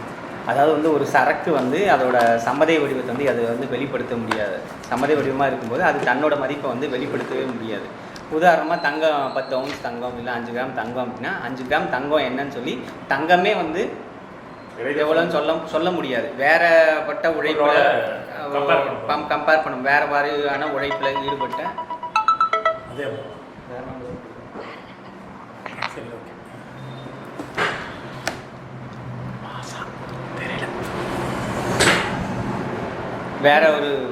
வேற ஒரு சரக்கோட தொடர்பு படுத்தினா மட்டும்தான் அதோட மதிப்பை வந்து நம்ம வந்து தெரிஞ்சுக்க முடியும் அப்படின்றத வந்து சொல்கிறாரு. இன்னொன்று, இந்த பண வடிவம் அப்படின்னு சொல்லி வந்ததுக்கு பிறகு பணமும் வந்து ஒரு சரக்கு தான், ஆனால் அது வந்து எப்படி வந்து அது ஒரு சரக்காக வந்து மாறிடுச்சு. ஏன்னா பணமும் வந்து தனியாக வந்து இப்போ 10 ரூபானா 10 ரூபாய்க்கு என்ன மதிப்புன்னு சொல்லி 10 ரூபா வச்சு வந்தால் வந்து நமக்கு எதுவுமே சொல்ல முடியாது. ஆனால் அது வேற ஒரு சரக்கோட தொடர்பு படுத்தும் போது தான் 10 ரூபாய்க்கு இந்த பொருளுக்கு இவ்வளோ மதிப்பு அப்படின்னு சொல்லி நம்மளால் சொல்ல முடியும். ஆனால் அது ஒரு வளர்ச்சியடைந்த வடிவத்துக்கு வந்த பிறகு அதை பற்றியான புரிதல் வந்து 10 ரூபா மதிப்பு வந்து இந்த பொருள் இவ்வளோ இதுக்கான மதிப்பு தான் 10 ரூபாங்கிறது நம்மளால் புரிஞ்சுக்க முடியும். ஆனால் வந்து அந்த 10 ரூபா வச்சு நம்ம 10 ரூபா அப்படின்னு சொல்லி போனால் என்ன மதிப்புன்னு சொல்லி நமக்கு வந்து தெரியாது. அப்போ வந்து இது எப்படி வந்து இது ஒரு சரக்கு வடிவத்தை வந்து அடைஞ்சிருச்சு. ஏன்னா ஒவ்வொரு பொருளையும் நம்ம உற்பத்தி செய்யும்போது அதோட பருமன் எவ்வளோ, அதோட உழைப்பு நேரம், சூலமான உழைப்பு நேரம் என்ன வச்சு தான் நம்ம கால்குலேட் பண்ணுவோம். ஆனால் பணத்தை வந்து நம்ம அப்படி கால்குலேட் இந்த பணம் 10 ரூபா ரெடி பண்ணுறதுக்கு எவ்வளோ நேரம் ஆகும் அது அப்படின்னு சொல்லி அப்படின்னு நம்ம கால்குலேட் பண்ணுறது இல்லை. அது வந்து இந்த வளர்ச்சி வடிவத்தில் அது வந்து ஒரு மேலான ஒரு ஆதிக்கம் செல்லக்கூடிய ஒரு பொது சமதியாக வளர்ந்து நிற்குது. அப்போ இதை புரிந்து கொள்ளாமல் மேலோட்டமாக அப்பப்போ அந்தந்த கால சூழ்நிலையில் அது என்ன ரோல் பண்ணியிருக்கு, அது சமூக உறவில் என்னவா இருக்குது அப்படின்ற விஷயத்தை மட்டுமே வந்து பார்க்கறது மூலமாக இருக்கக்கூடிய என்னவானா அதை பற்றியான கருத்தியல், அதை பற்றியான கருத்து முதல்வாதம் வந்து மேலோங்கமாக வளருது. சொல்லுங்கள் சார். நீங்கள் ஆனந்த மீட்டிங் இருக்கிற மெசேஜ் போட்டிருக்கேன், கொஞ்சம் மீட்டிங் முடிச்சு கூப்பிட்றேன், 9 மணிக்கு கூப்பிட்றேன்.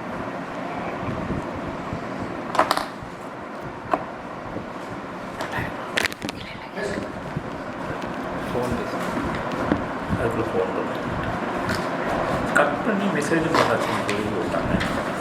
தோழர் கேட்குதுங்களா தோழர்? கட் ஆயிடுச்சா? தோழர் இப்போதான் கேட்குது. ஓகே தோழர். அதே ஃபோன் வந்து தோழர் இடையில பேசு. அப்போ வந்து அது எப்படி வந்து அந்த பணம் வந்து ஒரு சரக்கு வடிவத்தை வந்து அடைஞ்சிருச்சு, அதோட உறவு என்ன அப்படின்ற விஷயம், எப்படி வந்து சரக்குல வந்து ஒரு மாயமான ஒரு விஷயம் இருக்கோ, என்ன மாய்மாலம் இருக்கும். நமக்கு என்னன்னா சரக்குகளுக்கு இடையான உறவை மட்டும்தான் நம்ம மேலோட்டமாக பார்க்கப்படுது. ஆனால் உண்மையாக என்னென்னா அது மனிதர்களுக்கு இடையான உறவு. அதே போல தான் பணப்பரிமாற்றம் அப்படின்ற விஷயம் வந்து மனிதர்களுக்கு இடையான உறவு, அவங்க உழைப்புகளுக்கு இடையே இது ஒரு சமூக உறவாக தான் இருக்குது அப்படின்ற விஷயத்தை வந்து இது வெளிப்படுத்துறது கிடையாது. அதனால் அது ஒரு அல்டிமேட் ஸ்டாராக வந்து இருக்குது. அப்போ அதுக்கான அடிக்குறிப்பில் ஒவ்வொரு காலகட்டங்கள்லையும் அது வந்து என்ன மாதிரியான ஒரு கற்பனையான விஷயங்களாக வந்து இது பண்ணிருக்கு அப்படின்ற விஷயத்தை வந்து சொல்கிறாரு. என்ன தோழர் விளக்கிட்டார், முன்னாடி சேர்த்து விளக்கிட்டார். அப்படியே பேசும்போதே இதை பற்றி சேர்த்து விளக்கிட்டார். தோழர் ஏதாவது சொல்கிறீங்களா? அடுத்து வாசிக்க போய்க்கலாமா தோழர்? போயிடலாம் தோழர். சரியா சிறப்பாக வச்சுக்கிட்டீங்க, நல்லா வாசிக்கலாம். சரிங்க, ஓகே. கொஞ்சம் சத்தமாக படிங்க. பொருள் எப்பொருளில் இன்னொரு பொருளினது மதிப்பின் பருமன் குறிப்பிடப்படுகிறதோ அப்பொருள் இந்த உறவை சாராமல் இயற்கையால் அதற்கு அளிக்கப்பட்ட சமூக குணமாக சமதை வடிவத்தை பெற்றிருப்பதாக தோன்றுகிறது என்பதை ஆரம்ப மதிப்பு தெரிவிப்பான எக்ஸ் சரக்கு ஏ சமம் ஒய் சரக்கு பி என்பதிலிருந்து நாம் முன்பே பார்த்தோம். நாம் இந்த பொய் தோற்றத்தை பின்தொடர்ந்து சென்றோம். சர்வ பொது சமதை வடிவம் ஒரு குறிப்பிட்ட சரக்கின் தசை உருவமாகி இவ்வாறு பண வடிவமாக படிக உருவ அடைந்ததுமே முழுமையாவதாகிய அத்தோற்றத்தின் இறுதி நிலைப்பாட்டை வந்தடைந்தோம். நிகழ்வதாக தோன்றுவது மற்றெல்லா சரக்குகளும் நமது மதிப்பை தங்கத்தில் வெளியிடுவதால் அது பணம் ஆகிவிடுகிறது என்பதல்ல. மாறாக தங்கம் பணமாகும் என்பதால் மற்ற எல்லா சரக்குகளும் தமது மதிப்புகளை சர்வ பொதுவாக தங்கத்தில் வெளியிடுகின்றன என்பதே. இந்நிகழ்முறையின் இடைநிலை படிகள் தடையும் ஏதும் விடாமல் முடிவில் மறைந்து போகின்றன. சரக்குகள் தம் தரப்பில் எம்முயற்சியும் இன்றியே தமது மதிப்பு தம் கூட்டத்தில் உள்ள இன்னொரு சரக்கின் உருவில் முழுமையாக குறிக்கப்பட்டிருப்பதை காண்கின்றன. தங்கம் வெள்ளி என்ற இந்த பொருட்கள் பூமியின் அடிவயிற்றிலிருந்து வெளிவரும் நிலையிலேயே மனித உழைப்பு அனைத்தின் நேரடி அவதாரமாக உள்ளன. பணத்தின் மாயாஜாலத்துக்கு இதுவே காரணம். தற்போது பரிசீலனை உள்ள சமூக வடிவத்தில் சமுதாய பொருளுற்பத்தி நிகழ்வு முறையில் மனிதர்கள் முற்றிலும் தனித்தனியான அணுக்களைப் போல் நடந்து கொள்கின்றனர். ஆதலால் உற்பத்தியில் அவர்கள் ஒருவரோடு ஒருவர் கொண்டுள்ள உறவுகள் அவர்களது கட்டுப்பாட்டையும் உணர்வுபூர்வமான தனிப்பட்ட செயலையும் சாராத பொருளாதார தன்மை உடையதாகின்றன. ஆதலால் உற்பத்தியில் அவர்கள் ஒருவரோடு ஒருவர் கொண்டுள்ள உறவுகள் அவர்களது கட்டுப்பாட்டையும் உணர்வுபூர்வமான தனிப்பட்ட செயலையும் சாராத பொருளாதார தன்மை அடையதாகின்றன. உற்பத்தி பொருட்கள் பொதுவாக சரக்கு வடிவத்தை எடுப்பதன் வாயிலாக இந்த உண்மைகள் முதலில் தம்மை வெளிப்படுத்தி கொள்கின்றன. சரக்கு உற்பத்தியாளர்களது சமுதாயத்தின் படிப்படியான வளர்ச்சி தனி சிறப்புக்குரிய ஒரு சரக்கை தன்மை உடையதாக்குவது எவ்வாறு என்று பார்த்தோம். எனவே பணம் போடுகிற புதிர் சரக்குகள் போடுகிற புதிரே அன்றி வேறில்லை. அது இப்போது முன்னிலும் அப்பட்டமான வடிவத்தில் நம்முன் எழுகிறது. சரக்குகள் போடுகிற புதிரே வேறு.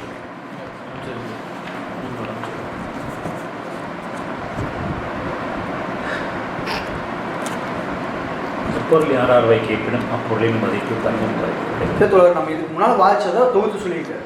இப்போ நம்ம பணன்ற ஒரு வடிவம் எப்படி வந்துச்சு அப்படின்னு நம்ம என்ன பார்க்குறோம். ஃபஸ்ட்டு முதல்ல ஆதி தற்செயல் வடிவத்தை பார்க்குறோம். தற்செயலாக அந்த இடத்துல ஒரு மதிப்புன்னு ஒரு உருவாகுது. ஒரு பண்டத்துக்கு இவ்வளோ பொருள் தான் கொடுப்போம், இப்போ இந்த இதுக்கு வந்து இவ்வளோ தான் கொடுத்துருவோம், தற்செயலாக ஒரு இதாகுது. அதை தொடர்ந்து கொஞ்சம் விரிந்த வடிவத்தை பார்க்குறோம். ஒரு பொருளுக்கு பல்வேறு பொருட்கள் அதெல்லாம் அதை திருப்பி போட்டுக்கலாம் அப்படின்றத பார்க்குறோம். இப்போ அந்த விரிந்த வடிவம் வந்து ஒரு குறிப்பான ஒரு பொருளுக்கு வர்றதை பார்க்குறோம். அதுக்கு அடுத்ததான் பண வடிவன்றது ஒன்று வந்தது. அப்போ அந்த பண வடிவன்றது எப்படி வந்து சமூகத்துக்குள்ளே நுழையுது அப்படின்ற அந்த வரலாறு நம்ம வாசிட்டு வந்துட்டோம். அப்போ நம்மளால் அதை தெரிஞ்சுக்க முடியும். அப்போ இந்த பணம் போடுற இந்த புதிர் எங்கிருந்து வருது அப்படின்றதையும் நம்மளால் சொல்ல முடியும். ஏன்னா பணத்துக்கு தனியாக ஒரு மதிப்பு கிடையாது. பணன்றது ஒரு சரக்கு தான். அதனால நம்ம அதை பெருசாக எடுத்துக்க வேண்டியதில்லை அப்படின்ற அளவுக்கு நம்ம அந்த பணத்தினுடைய வளர்ச்சி கட்ட படித்ததுக்கப்புறம் நம்மளால் புரிஞ்சுக்க முடியும். ஆனால் இதை புரிஞ்சுக்காமல் என்ன பண்ணுறாங்க அப்படின்னா எல்லாருமே நம்ம தேனேஷ் சொன்ன மாதிரி பணம் இருந்தால் எல்லாமே பண்ணிக்கலாம், பணம் இருந்தால் எது வேணாலும் பண்ண முடியும் அப்படின்ற மாதிரி அந்த பணத்தின் பின்னால் பேசுறது, எல்லாத்தையுமே பணத்தை முன்னிலைப்படுத்தி பேசுறது அப்படின்ற மாதிரியான ஒரு சூழலை உருவாக்கியிருக்கு. அப்போ நம்ம என்னவா பார்க்க வேண்டிய நம்முடைய வரலாற்று அனுபவம், நம்ம வாசிச்ச அனுபவம் நம்மளுக்கு என்ன சொல்லுது? இது பணம் இல்லை, பணம் தான் பிரதானன்றது கிடையாது, பணம் மதிப்பு கிடையாது. முதல் விஷயம், பணம் மதிப்பு கிடையாது. அப்போ மதிப்பாக இருக்கிறது என்ன? மனிதனுடைய உழைப்பு தான் அந்த பொருட்களை உற்பத்தி பண்ணுது. அந்த உற்பத்தி பண்ண அந்த பொருட்களுக்குள்ள மனிதனுடைய ஸ்தூலமற்ற அந்த மனித உழைப்பு இதுக்கு அதுதான் உருக்கொண்டு இருக்கு. அப்போ அதுதான் மதிப்பாக வெளியே தெரியுது. அப்போ நம்ம இதிலிருந்து என்ன இன்னும் நல்லா புரிஞ்சுக்கலாம் அப்படின்னா, ஒவ்வொரு பொருளுக்குள்ளேயும் மனிதனுடைய உழைப்பு சக்தி இருக்கு. அப்போ அது போடுற புதிர்தானே தவிர நம்ம இங்கே வச்சிருக்கிற பணம் கொடுக்கறதுனால இதுக்கு மதிப்பு வரல. பணம் இந்த பணத்தை நிறைய சேர்த்து வச்சுக்கிறதுனால நம்மளுக்கு மதிப்பு அதிகமாக போகிறதில்லை. அப்போ அந்த பணம் சொல்கிற அந்த புதிர் கிடையாது. அது நம்மளால் எளிமையாக வர முடியும், கடந்து வர முடியும் அப்படின்றத தோழர் சொல்கிறத நான் தெரிஞ்சுக்கிறேன். ஸோ நீங்கள் தான் சொல்கிறீங்களா? அதாவது வந்து சரக்கோட மொத்தமான சரக்கு எப்படி வந்து வளர்ச்சி அடைந்துச்சு வரலாற்று ரீதியாக. இப்போ நம்ம ஃபஸ்ட்டு பார்க்குறோம் ஜஸ்ட்டு பண்டமாற்ற முறை.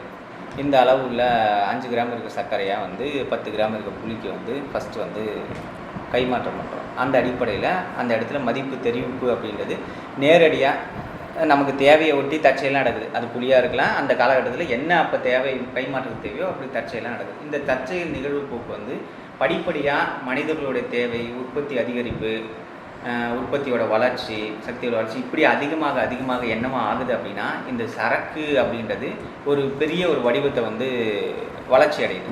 அப்போ இந்த சரக்குகளோட அது ஒரு சமூக கட்டத்தில், அதாவது வந்து சரக்குகள் வந்து உற்பத்தி செய்யக்கூடிய ஒரு சமூக உழைப்பு உழைப்பு வந்து ஒரு சமூக உழைப்பாக விரிவடையும் பொழுது இந்த சரக்கோட வளர்ச்சி வந்து ஒரு மேல்மட்டத்துக்கு வருது. அந்த சரக்குகள் கைமாற்றப்படுவதற்கான ஒரு தசை உரு வடிவமாக ஒரு பொது சமதை அப்படின்ற ஒரு வடிவத்தை எட்டும்போது பணம் வந்து அந்த இடத்துல வந்து உருவாகுது. அப்போ இந்த பணத்தை மட்டுமே அப்போ என்னவா இருக்குன்னா இந்த சரக்குகளிடையே கைமாற்றப்படக்கூடிய விஷயங்கள், மனிதர்களுக்கிடையே கூடிய கைமாற்றப்படக்கூடிய விஷயங்கள், மனிதர்களுக்கிடையே உறவுகள், இதுதான் வந்து உறவுகள் இருக்கக்கூடிய வளர்ச்சி தான் வந்து இதை வந்து கொண்டு வந்திருக்கு. அப்போ இது என்னவாகுதுன்னா இது தன்னை விட்டு ஒரு ரோல் அடைக்குது. ஏன்னா நான் உற்பத்தி பண்ணுறேன், நான் வந்து என்னுடைய உழைப்பை செலுத்துகிறேன், நான் ஒரு குறிப்பிட்ட வகை உற்பத்தியில் ஈடுபடுறேன். ஆனால் அது என்னவாகுதுன்னா சமூகமயமாக்கப்பட்ட ஒரு உற்பத்தி முறை வந்த பிறகு அந்த ரோல் வந்து காணாமல் போயிடுது. அந்த ரோல் காணாமல் போயிட்டு என்னவாகுது அப்படின்னா பணம் இல்லை சரக்குகளுக்கிடையே உருவாக வந்து அது வந்து வெளிப்படுது.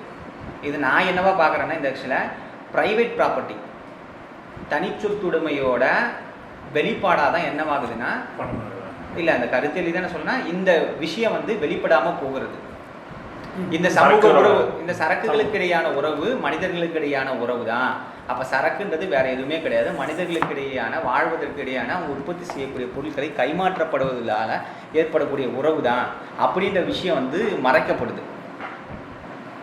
இன்னொன்று பெரிய அளவில் உற்பத்தியும் சமூகமயமான உழைப்பும் வந்து ஈடுபடும் போது என்ன ஆகுதுன்னா நம்மளுடைய ரோல் இங்கே என்ன இருக்குது அப்படின்ற விஷயமே காணாமல் போயிடுது. அப்போ என்னன்னா இதுதான் ஆதிக்கம் செலுத்துது, பணம் தான் வந்து இங்கே சமூகத்தை வந்து ஆதிக்கம் செலுத்தக்கூடிய ஒரு அல்டிமேட் ஸ்டாராக வந்து அது இருக்குது. அப்போ இவங்க என்ன சொல்ல வர்றாருன்னா எப்படி வந்து சரக்கு இந்த வளர்ச்சி அடைந்து சரக்குகளுக்கு இடையான உறவுகள் வந்து மனிதர்களுக்கு இடையான சமூக உறவு தான் அப்படின்னு சொல்லி வெளிப்படுத்தாமல் சரக்கு வந்து ஒரு அல்டிமேட்டாக ரோல் பண்ணுதோ அந்த ரோல் தான் பணம் வந்து வளர்ச்சி அடைந்த கட்டத்தில் அந்த பணம் வந்து ரோல் பண்ணுது.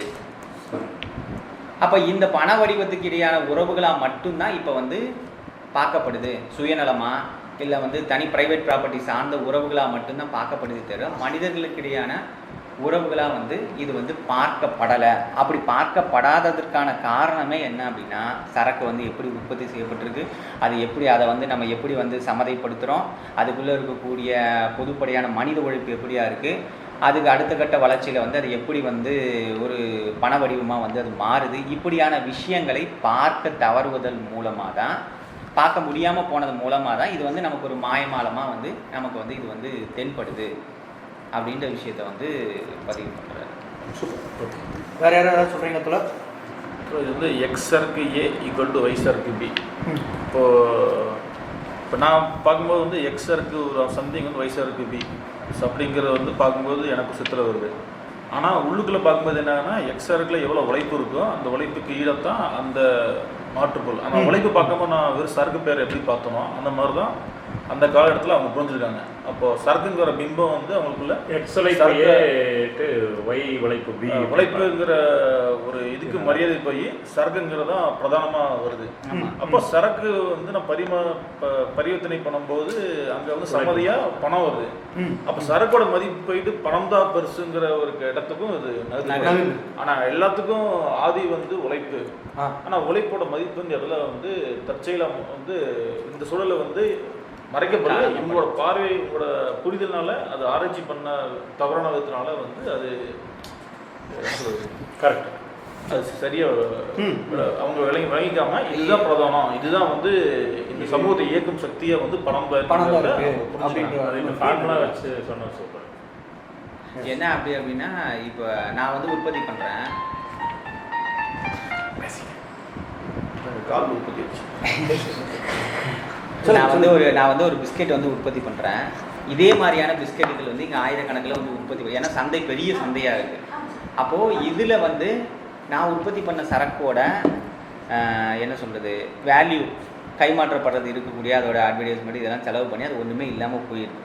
செலவு மற்றவங்க வந்து லாபத்தடை. இப்போ இந்த உறவு முறை இருக்குல்ல, இது எப்படி இந்த சுழற்சியாக ரன் ஆகுது?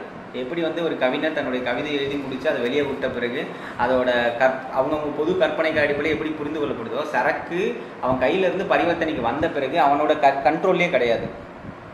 அதற்கான காரணம் என்னென்னா இப்படியான உறவுகள். ஏன்னா சந்தை வந்து விரிவுபடுத்தப்பட்டது, உற்பத்தி சக்திகளோட வளர்ச்சி நடந்தது, ப்ரைவேட் ப்ராப்பர்ட்டி ஒரு பக்கம் மட்டும் குவிக்கப்படுறது. இதோட நிகழ்வு முறையில் தான் வந்து இது வந்து நம்மளால் கண்ட்ரோல் பண்ண முடியாத ஒரு விஷயமா வந்து போட்டியில், ஏன்னா அது உலகம், பெரிய உலகம், பெரிய சந்தை, இந்த போட்டியில் தான் வந்து இது வந்து நமக்கு தெரியப்படாமல் போயிடுது. அப்போ நமக்கு மேலோட்டமாக என்ன தெரியுது, இதோட வளர்ச்சியை பற்றிலாம் நம்ம கணக்கில் ஏன் வந்து இது வந்து இப்படியான ஒரு ரோலை வந்து இந்த குறிப்பிட்ட சமூகத்தில் வந்து இது ஏன் இந்த ஒரு ரோலை பண்ணுது. அதனால தான் இதுக்கு முன்னாடி வந்து சொல்கிறேன், பணம் வந்து அது அந்த பொருளோட எப்பவுமே ஒட்டிகிட்டு இருக்கக்கூடிய ஒன்றுலாம் கிடையாது, எப்பவுமே ஒட்டிகிட்டு இருந்த ஒன்றுலாம் கிடையாது. அது வந்து வளர்ச்சி இடையில அதோட வளர்ச்சி கட்டங்களில் அந்த குறிப்பிட்ட சமூக வளர்ச்சி கட்டத்தில் தான் வந்து அது வந்து ஒரு குறிப்பிட்ட ரோல் வந்து அது ஒரு டாமினேட் வந்து பண்ணுது. அதுக்கு முன்னால் பணத்துக்கு அதுக்கு ரோல் கிடையாது. அப்போ இவங்க என்ன பண்ணுறாங்கன்னா ஒரு அல்டிமேட் தங்களால் விளக்க முடியாத, வரலாற்று ரீதியாக பார்க்க முடியாத ஒரு காலகட்டத்தில் என்னவோ அது கற்பனையான எப்படி கடவுளுக்கு எப்படி வந்து ஒரு என்ன சொல்லுவாங்க அதுக்கு ஒரு ஆதியம் இல்லை, அதுக்கு ஒரு வார்த்தை சொல்லுவாங்க, ஒரு பிம்பம் கொடுக்கப்பட்டிருக்கோம். அது மாதிரியான அமானுஷ்யம் பேய் இல்லை வேற எதுவும் மானுஷ்யம் அமானுஷ்யம் நம்ம இந்த மைத்துன்னு சொல்கிறோம்ல, அது மாதிரி அதுக்கு அது மாதிரி ஏதோ ஒரு வார்த்தை மித்து சொல்கிறோம்ல, அது மாதிரி ஏதோ ஒரு சொல்லுவோம். சரி ஓகே. அப்போ அது மாதிரி வந்து பணத்துக்கு வந்து பணத்தோட ரோல் வந்து ஒரு மிகப்பெரிய அல்டிமேட் விஷயமா அது புரிந்து கொள்ள முடியாது. அப்போ எல்லா உறவுகளுமே வந்து பண உறவுகள் தான். நீ கொடுத்தா நான் வாங்கிப்பேன், நீ எனக்கு எதுவுமே பண்ணல, இது வரைக்கும் நீ எதுவுமே பண்ணல, நான் எதுக்கும் உனக்கு இது வரைக்கும் பண்ணணும், இப்படியான ஒரு சுயநலம் சார்ந்த ஒரு சமூகமாக வந்து இது அப்படியே மாறிட்டு இன்னும் நெருக்கடி ஆக ஆக இப்படி பார்க்கப்படுது அப்படின்ற விஷயத்த வந்து தோழர் சேரன் தோழர்.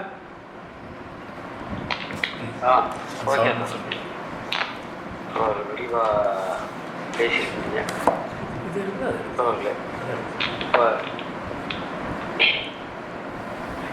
ஒரு அதாவது ஒரு சரக்கு இன்னொரு சரக்கோட மதிப்பு உறவு கொள்ளும் போது ஒரு சரக்கு வந்து ஒப்பீட்டு மதிப்பு வடிவத்தில் இருக்கணும், இன்னொரு சரக்கு வந்து சமதை வடிவத்தில் இருக்கணும். இப்போ ஒப்பீட்டு மதிப்பு வடிவத்தில் இருக்கக்கூடிய அந்த சரக்கின் மதிப்பை சமதை வடிவத்தில் இருக்கக்கூடிய சரக்கு வந்து தன்னுடைய தசை உருவத்தின் மூலமாக தெரிவிக்குது என்பதுதான் நம்ம ஆரம்ப மதிப்பு வடிவத்தில் பார்த்துருக்கோம். அப்ப இந்த சமதை வடிவத்தில் வரக்கூடிய தங்கம், வெள்ளி, இந்த பணச்சரக்குகள் வந்து சமூகத்துல இது இந்த மாதிரியான இந்த சமதை வடிவம் இது வந்து சர்வ பொது சமதையாக இந்த பணச்சரக்குகள் என்பது மாறிடுச்சு என்பதை நம்ம பார்க்கிறோம். அப்ப இந்த சமூகத்துல எத்தனை விதமான உற்பத்தி பொருட்கள், எத்தனை விதமான சரக்குகள் உற்பத்தி ஆகுதோ அத்தனை சரக்குகளும் அவற்றினுடைய மதிப்பை இந்த பணச்சரக்கு தன்னுடைய தசை உருவத்தின் மூலமாக தெரிவிக்குது. அப்ப இந்த சமதை வடிவம் என்பது என்ன ஆகுது அப்படின்னு பார்த்தோம் அப்படின்னா, இது இந்த சரக்குகளுக்கு இடையில இருக்கக்கூடிய உறவின் மூலமாக வந்த அந்த தன்மை என்பது மறைந்து இயற்கையே அதற்கு கொடையாக கொடுத்தது. எல்லாத்தையும் தன்னுடைய எல்லாவற்றின் மதிப்பும் இந்த தங்கம், வெள்ளியில் தான் தெரிவிக்கப்படணும் என்ற அடிப்படையில் அது இயற்கையே கொடுத்த கொடையாக அது புலப்பாட்டுல தெரியுது, தோற்றத்துல தெரியுது, நமக்கு பார்வையில தெரியுது என்பதுதான் தோழர் மார்க்ஸ் இங்கே சொல்லக்கூடியது. அப்ப இது தங்கமாக இருந்தாலும் சரி, வெள்ளியாக இருந்தாலும் அது ஒரு சரக்கு என்ற அடிப்படையில் மற்ற சரக்குகளுக்கு இடையில் உறவு கொண்டு அவற்றின் மதிப்பு உறவு கொண்டு அவற்றின் மதிப்பை தன்னுடைய தசை உருவத்தில் தெரிவிக்கின்றன என்ற விஷயம் வந்து அங்கு வந்து மறைக்கப்படுகிறது என்பதுதான் பார்க்கிறோம். அப்ப பணத்தின் இந்த சர்வ பொது சமதை வடிவம் என்பது இயற்கையாகவே அல்லது தெய்வாதீனமாகவே கொடுக்கப்பட்டது என்ற ஒரு தோற்றம் தான் இங்கே முன்னுக்கு வருகிறது என்பதை தொடர் மார்க்ஸ் இங்கே வந்து குறிப்பிட்டு சொல்றார். இப்போ நம்ம ஏற்கனவே அந்த ஒரு வரி அதை நான் மறுபடி படிச்சிடுறேன். மற்ற எல்லா சரக்குகளும் தமது மதிப்பை தங்கத்தில் வெளியிடுவதால் அது பணமாகி விடுகிறது என்பது அல்ல, அதாவது அது நிகழ்வதாக தோன்றுகிறது என்பதை சொல்றாரு. என்ன நிகழ்வதாக தோன்றுகிறது அப்படின்னு சொல்லும்போது எது இல்லைன்றத சொல்றாரு. இப்போ எல்லா சரக்குகளும் தமது மதிப்பை தங்கத்தில் வெளியிடுவதால் அது பணமாகி விடுகிறது என்பது அங்கே வெளிப்படுவதல்ல, தோன்றுவதாக தெரியல. மாறாக தங்கம் பணமாகும் என்பதால் மற்ற எல்லா சரக்குகளும் தமது மதிப்புகளை சர்வ பொதுவாக தங்கத்தில் வெளியிடுகின்றன என்பதுதான் இங்கே வெளிப்படுது, தோற்றமாக இருக்கு என்பதை தொடர் மார்க்ஸ் குறிப்பா அந்த இடத்துல சொல்றாரு. இதை நம்ம ஏற்கனவே தொடர் மார்க்ஸ் சொன்ன ஒரு உதாரணத்தின் மூலமாக நம்ம இதை விளங்கி கொள்ள முடியும். ஒரு ராஜா இருக்காரு, குடிகள் இருக்காங்க. இந்த குடிகள் எல்லாம் இருக்கிறதுனாலதான் அந்த ராஜா என்பவர் அவர் ராஜாவாக இருக்கார். அதற்கு மாறாக அவர் ராஜாவாக இருப்பதனாலதான் நாமெல்லாம் அவங்களுக்கு கீழே குடிகளாக இருக்கோம். அப்படின்னா அந்த ரெண்டு விஷயத்தையும் நம்ம இதுல பொருத்தி பார்க்கலாம். மற்ற எல்லா சரக்குகளும் மதிப்பு உறவு கொள்வதன் காரணமாக தான் தங்கம் பணச்சரக்காக இருக்கு என்பது உண்மை. ஆனா தோற்றம் எப்படி இருக்கு? தங்கம் பணச்சரக்காக இருப்பதனால்தான் மற்ற எல்லா சரக்குகளும் தங்களுடைய மதிப்பை அதில் தெரிவிக்கின்றன அப்படின்றது தோற்றமாக இருக்கு என்பதுதான் மார்க்ஸ் இங்கே சொல்லக்கூடியது. ஆக இந்த ஒரு பணச்சரக்கின் விசேஷமான ஒரு தோற்றம் எப்படி இருக்கு என்பதை தோழர்கள் ஏற்கனவே சொல்லிட்டீங்க. ஒரு அல்டிமேட் ஸ்டார் என்ற அடிப்படையில் அதை சொல்றீங்க, உண்மைதான். ஆனா அது ஒரு தோற்றம். அந்த தோற்றத்துக்கு அடிப்படையான காரணம் என்ன, அதன் உள்ளடக்கம் என்ன அப்படின்னு பார்த்தா அது ஒரு சரக்காக இருக்கு, அது எல்லா சரக்குகளுக்கும் சர்வ பொது சமதையா இருக்கு என்ற விஷயம்தான் அதனுடைய உள்ளடக்கமாக இருக்கு என்பதை நம்ம பார்க்க முடியும். அப்ப இந்த உண்மைகள் எவ்வாறு வெளிப்படுகின்றன என்பதை தான் நம்ம அடிப்படையில இருந்து நம்ம பார்க்கிறோம். சரக்குகள் என்பது அவற்றினுடைய மதிப்பு உறவு கொள்வதன் மூலமாக அந்த மதிப்புகளுக்கான விஷயம் என்பது மதிப்பு வடிவமாக அந்த சர்வ பொது சமதை என்பது வருகிறது என்பதை நம்ம பார்க்கிறோம். அப்ப இதற்கு என்ன, அதற்குள் இருக்கக்கூடிய சமூக ரீதியான உறவுகள் எவ்வாறு வெளிப்படுகின்றன அல்லது எவ்வாறு மறைக்கப்படுகின்றன என்ற விஷயத்தை நம்ம பார்க்கணும். அப்படின்னா இங்க இந்த முதலாளித்துவ உற்பத்தி அமைப்புல ஒவ்வொரு மனிதனும் தனித்தனியான இயங்கக்கூடிய ஒரு அணுவை போல உற்பத்தியில் ஈடுபடுகிறார். ஏன்னா உழைப்பு பிரிவினை என்பது அவ்வளவு இருக்கு, அவ்வளவு சரக்குகள் உற்பத்தி ஆகிறது. ஒவ்வொருத்தரும் ஒவ்வொரு சரக்கை உற்பத்தி ஆகக்கூடிய தனித்தனியா அணுக்களை போல செயல்படுகிறார்கள்.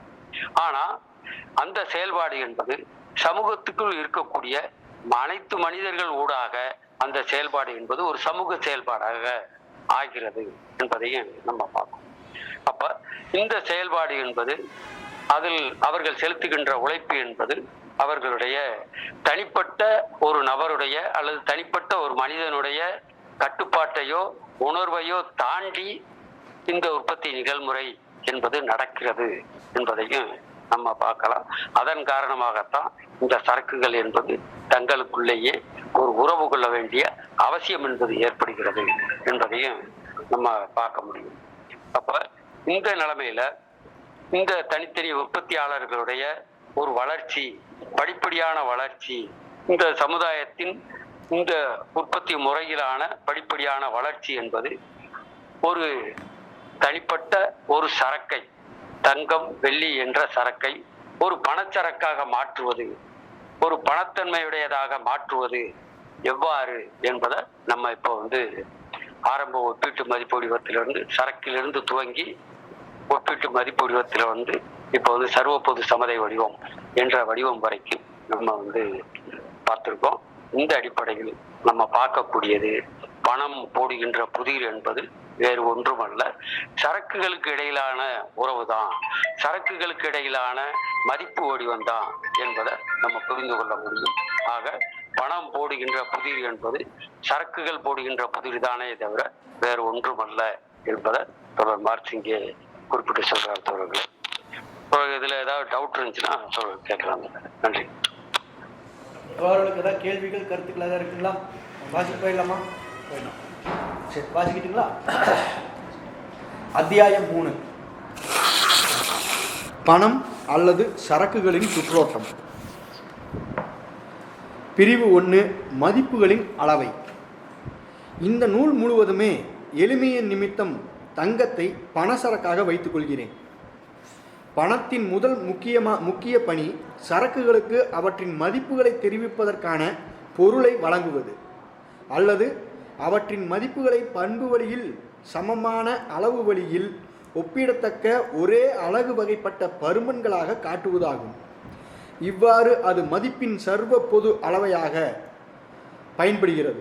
இந்த பணியின் பயனாகத்தான் தலை சிறந்த சமதை சரக்கான தங்கம் பணமாகிறது. சரக்குகளை பொது அளவுடையதாய் ஆக்குவது பணமன்று, நேர்மாறானதே உண்மை. ஏனெனில் எல்லா சரக்குகளுமே மதிப்புகள் என்ற விதத்தில் பொருள் வடிவாக்கப்பட்ட மனித உழைப்பாகவும் எனவே பொது அளவுடையவையாகவும் இருப்பதால் தான் அவற்றின் மதிப்புகளை ஒரே தனிவகை சரக்கினால் அளவிடவும் அந்த தனிவகை சரக்கை அவற்றின் மதிப்புகளின் பொது அளவையாக அதாவது பணமாக மாற்ற முடிகிறது. மதிப்பின் அளவை என்ற விதத்தில் பணமானது சரக்குகளில் உள்ளார்ந்துள்ள மதிப்பு அளவையான உழைப்பு நேரம் அவசியமாகவே மேற்கொள்ள வேண்டிய புலப்பாட்டு வடிவமாகும். அடிக்குறிப்பு 58. எடுத்துக்காட்டாக ஒரு துண்டு காகிதம் எக்ஸ் மணி நேர உழைப்பை குறிக்கக்கூடிய முறையில் பணம் உழைப்பு நேரத்தை நேரடியாக குறிக்காதது ஏன் என்ற கேள்வியும், சரக்கு உற்பத்தி நிலவுவதாய் வைத்து கொண்டால் உற்பத்தி பொருட்கள் சரக்குகளின் வடிவத்தை மேற்கொள்ள வேண்டியது ஏன் என்ற கேள்வியும் சாராம்சத்தில் ஒன்றே. அவை சரக்கு வடிவத்தை மேற்கொள்வது அவை சரக்குகளாகவும் பணமுமாகவும் வேறுபட்டு போவதை உள்ளர்த்தமாக குறிக்கிறது என்பதால் இது தெளிவு. அல்லது தனிப்பட்ட உழைப்பு தனியாட்களின் கணக்கில் சேரும் உழைப்பு அதன் எதிர்கூறான நேரடி சமுதாய உழைப்பாக ஏன் கருதப்பட முடியாது? சரக்கு உற்பத்தி அடிப்படையிலான ஒரு சமுதாயத்தில் உழைப்பு பணம் என்ற கற்பனாவாத கருத்தை வேறொரு இடத்தில் நான் தீர்க்கமாக ஆராய்ந்துள்ளேன். முன்வந்தது பக்கம் 61 முதலானவை. இது குறித்து நான் கூடுதலாக சொல்லக்கூடியது இதுதான். எடுத்துக்காட்டாக நாடக அரங்கத்துக்கான அனுமதி சீட்டு எப்படி பணமாகாதோ அப்படியே ஓவனின் உழைப்பு பணமும் பணமாகாது. சரக்கு உற்பத்திக்கு சற்றும் பொருந்தாத ஓர் உற்பத்தி வடிவமான நேரடியாக கூட்டமைந்த உழைப்பை ஓவன் மனதில் கொண்டுள்ளார். உழைப்பின் சான்றிதழ் என்பது பொது உழைப்பின் தனியால் ஆற்றிடும் பங்கினது நுகர்வுக்கு என தீர்மானிக்கப்பட்ட பொது உற்பத்தியின் ஒரு குறிப்பிட்ட பகுதிக்கான அவரது உரிமையினது சான்றே தவிர வேறில்லை. ஆனால் சரக்கு உற்பத்தியை அடிப்படையாக கொண்டு அதே போதில் பணத்தை வைத்து ஜாலம் புரிவதன் மூலம் அந்த உற்பத்தியின் அவசியமான நிலைமைகளை தட்டி கழிக்க முயலும் எண்ணம் ஓவனுக்கு இல்லவே இல்லை. கொஞ்சம் அடிக்கவும் செஞ்சிருக்காரு ஓவனை, அதே நேரம் அவன் நல்ல மனசு தாயா அப்படின்னு சொல்லிக்கிறாரு. யாராவது சொல்லுங்க தோழர், முயற்சி பண்ணுங்க தோழர். 2 வாரமா 39 வாரம் போயிடுச்சு. நீங்க சொல்லிட்டாங்க, நீங்க சொல்லுங்க.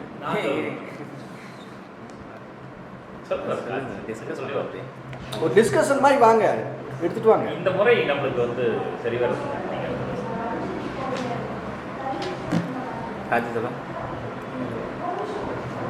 சும்மா சொல்லுங்க.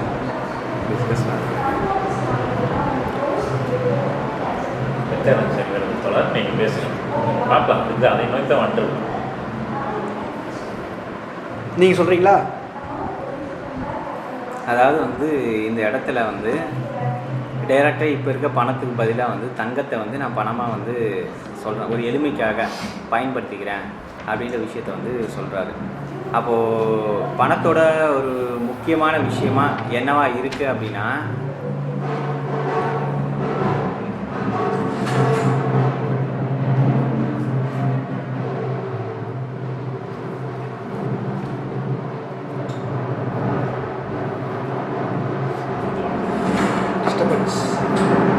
நல்லா கேட்கும்.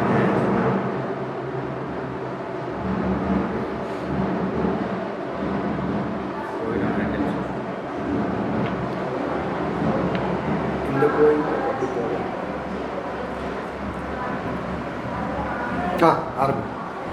அப்போ வந்து வெவ்வேறு உற்பத்தி முறைகளில் வெவ்வேறு வடிவத்தில் உற்பத்தி செய்யக்கூடிய சரக்குகளுக்கு இடையான உறவு, அதாவது சரக்குகளை கைமாற்றப்படும் போது சமமான ஒரு சமதியாக பண வடிவம், அதாவது அளவு வடிவத்தில் இத்தனை கிராமு, இத்தனை அளவு, இல்லை இத்தனை சட்டை, இத்தனை லிட்டர் அப்படின்ற அளவு வழியில் இருக்கக்கூடிய சரக்குகளுக்கு நான் பரிமாற்றத்துக்கான ஒரு பொது சமதை வடிவம் அது இருக்குது. அப்போ இது வந்து என்னவா வந்து புரிஞ்சுக்கப்படுது அப்படின்னா, சரக்குகள் வந்து பொது அளவு, அதை வந்து அளக்கிறதுக்கு அதை அந்த அளவு வடிவத்தில் வந்து சொல்லுங்க பண்ணும்போது இது பணம் இருக்கிற பணம் சரக்குகளை வந்து இப்படி வந்து பொது கைமாற்றத்துக்கான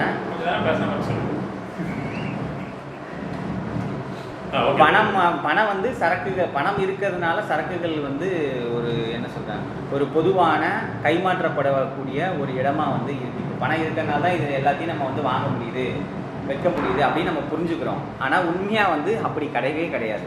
அப்போ உண்மை என்னவா இருக்குது அப்படின்னா, எல்லா சரக்குகளையும் அளக்கிறதுக்கு இல்லை எல்லா சரக்குகளுக்கும் இடையான பொதுவான ஒன்று இருக்குது. அது என்னன்னா உழைப்பு. அந்த உழைப்பு எப்படி அளவிடப்படுகிறதுனா, உழைப்பு நேரத்தை வச்சு அளவிடப்படுகிறது. இது இருக்கிறதுனால மட்டும்தான் என்ன பண்ண முடியுது, நமக்கு சரக்குகளை வந்து கைமாற்றப்பட முடியுது. அப்படி சரக்குகளை கைமாற்றப்படுவதனுடைய வளர்ச்சி கட்டம் தான் பணம்ன்ற ஒரு வடிவம் வந்து வருதே தவிர, பணம் இருப்பதனால்தான் வந்து இது வந்து நடக்கிறது அப்படி கிடையவே கிடையாது அப்படின்ற விஷயத்த வந்து பதிவு பண்ணுறாரு.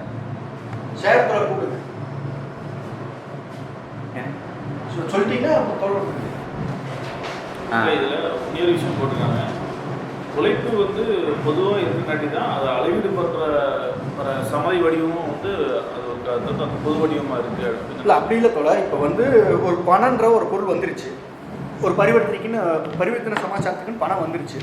ஓகே, அப்போ இப்போ இந்த செல்லு அவ்வளோ விலை அப்படின்னா இது 3000ங்க அப்படின்னு இந்த செல்லுக்கான விலையை சொல்கிறது. ஆனால் அதுக்குள்ளே இருக்கக்கூடிய அதோட மதிப்பை சொல்கிறது இல்லை. பணம் இவ்வளோதான், அதோட அளவு, இந்த பணத்தோட அளவு ஒரு 3000 அப்படின்ற மாதிரி சொல்லுதே ஒழிய அந்த செல்லுக்கான மதிப்பு இவ்வளோன்ற விஷயத்தை அது சொல்கிறது இல்லை. ஆனால் நம்ம என்னவோ பார்க்குறோம், அதுக்குள்ளே ஒரு மதிப்பு இருக்குது, அந்த மதிப்பை காட்டுறதுக்காகத்தான் வந்தது பணம். அந்த மதிப்பு எவ்வளோ அளவு இருக்குது அப்படின்றத நம்ம எப்படி புரிஞ்சுக்கிறோம்? இது இந்த செல்லை உருவாக்குறதுக்கு எத்தனை நாள் வேலை செலவிடப்பட்டிருக்குது, அப்போ அதுக்குள்ளே எவ்வளோ மனித உழைப்பு சக்தி அதுக்குள்ளே செலுத்தப்பட்டிருக்குது. அப்போ இதை வச்சுட்டு தான் நம்ம பார்க்குறோம். இப்போ அதுதான் அந்த அடிக்குறிப்பிலேயே சொல்லியிருக்காரு. நீங்கள் என்ன சொல்லுங்க? ஸ்டார்டிங்கில் போயிருக்காங்கன்னா, பணத்தின் முதல் முக்கிய பணி வந்து சர்க்கிளை அப்படி மதிப்புகளை தெரிவிப்பது, பொருளை வழங்குவது. அல்லது இப்போ ஒரு பொருள் உற்பத்தி பண்ண நம்ம வந்து உழைப்பு நேரத்தை வந்து உழைப்பு தான் முக்கியம். அந்த உழைப்பு வந்து 2 பொருளுமே காமனாக இருக்கங்காட்டி தான், தங்கம் வந்து 2 பொருளுக்குமே காமனாக இருக்கிறதுனால தான், சமதையாக இருக்கிறதுனால தான் அப்படியா? ஓகே, அதே மாதிரி எல்லா சரக்குகளுக்குமே ஏதாவது சரக்கு கைமாத்தனா அதுக்கு 2க்கு இடையில பொதுவான ஏதாவது ஒன்று இருக்கணும். உழைப்பு இருக்குது, அதை வந்து உழைப்பு நேரத்தை வந்து அளவிடுறோம். இது இருக்கிறதுனால மட்டும்தான் என்ன பண வடிவத்துக்கு வந்து வர முடிஞ்சிருச்சு. இப்போ பணம் இப்போ நம்ம என்ன நினைப்போம், காசு இருந்தால் என்ன சரக்கு வேணால் வாங்கிக்கலாம், என்ன வேணால் பண்ணிக்கலாம் அப்படின்னு நம்ம யோசிக்கிறோம். ஆனால் உண்மையாக என்னென்னா, சரக்குகளுக்கு இடையான இந்த பொது உழைப்பு நேரம், மனித உழைப்பு இருக்கிறதுனால மட்டும்தான் என்ன பண்ண சரக்குகளை கைமாற்ற முடிஞ்சு. சரக்குகளை கைமாற்ற கருவியாக பணம் இருக்குது.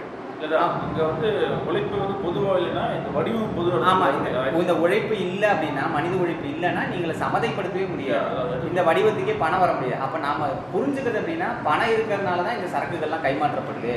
பணம் இல்லைன்னா இந்த சரக்கு கைமாற்றப்படவே முடியாது. இந்த சரக்குகளே அவ்வளோதான், சரக்கு மதிப்பே கிடையாது. சரக்கு கைமாறிட்டு சரக்கு வந்து எதுவுமே, சரக்குக்கு வந்து மதிப்பே கிடையாது. பணம் இருக்கிறதுனால தான் மதிப்புன்ற அர்த்தத்தில் நம்ம புரிஞ்சுக்கிறோம். அதனால மதிப்பு தான். பணம் எப்போ வருதுன்னா, உங்களுக்கு வந்து எனக்கு தேவையான பொருள் உங்ககிட்ட இல்லை, உங்ககிட்ட தேவையான பொருள் அவங்ககிட்ட இல்லை, அந்த மாதிரி இல்லாத போது பொதுவான இதை வந்து எளிமைப்படுத்துறதுக்காக பரிவர்த்தனை உழைப்பு, அந்த ஸ்தூலமற்ற ஒருபடிக்கான உழைப்பு, அந்த உழைப்பு இருக்கிறதுனால மட்டும்தான் நம்மளால கைமாற்ற முடியுது. ஆனால் நம்ம தலைகீழா புரிஞ்சு வச்சிருக்காங்க சமூகத்தில், தலைகீழா புரிஞ்சு. ஆனால் அப்படி இப்போ நம்ம பணத்தை பார்க்குறங்காட்டி அந்த பணத்தை இது மட்டுமே அதோட வரலாறு. அது மாதிரி தோழர் சொன்ன மாதிரி தலைகீழா புரிஞ்சு வச்சுக்கிறங்காட்டி தான் ஓவன்றவர் என்ன பண்ணுறாரு, கற்பனவாத சோசியலிஸ்ட்டுன்னு நம்ம சொல்லுவோம். அவர் ராபர்ட் ஓவன்.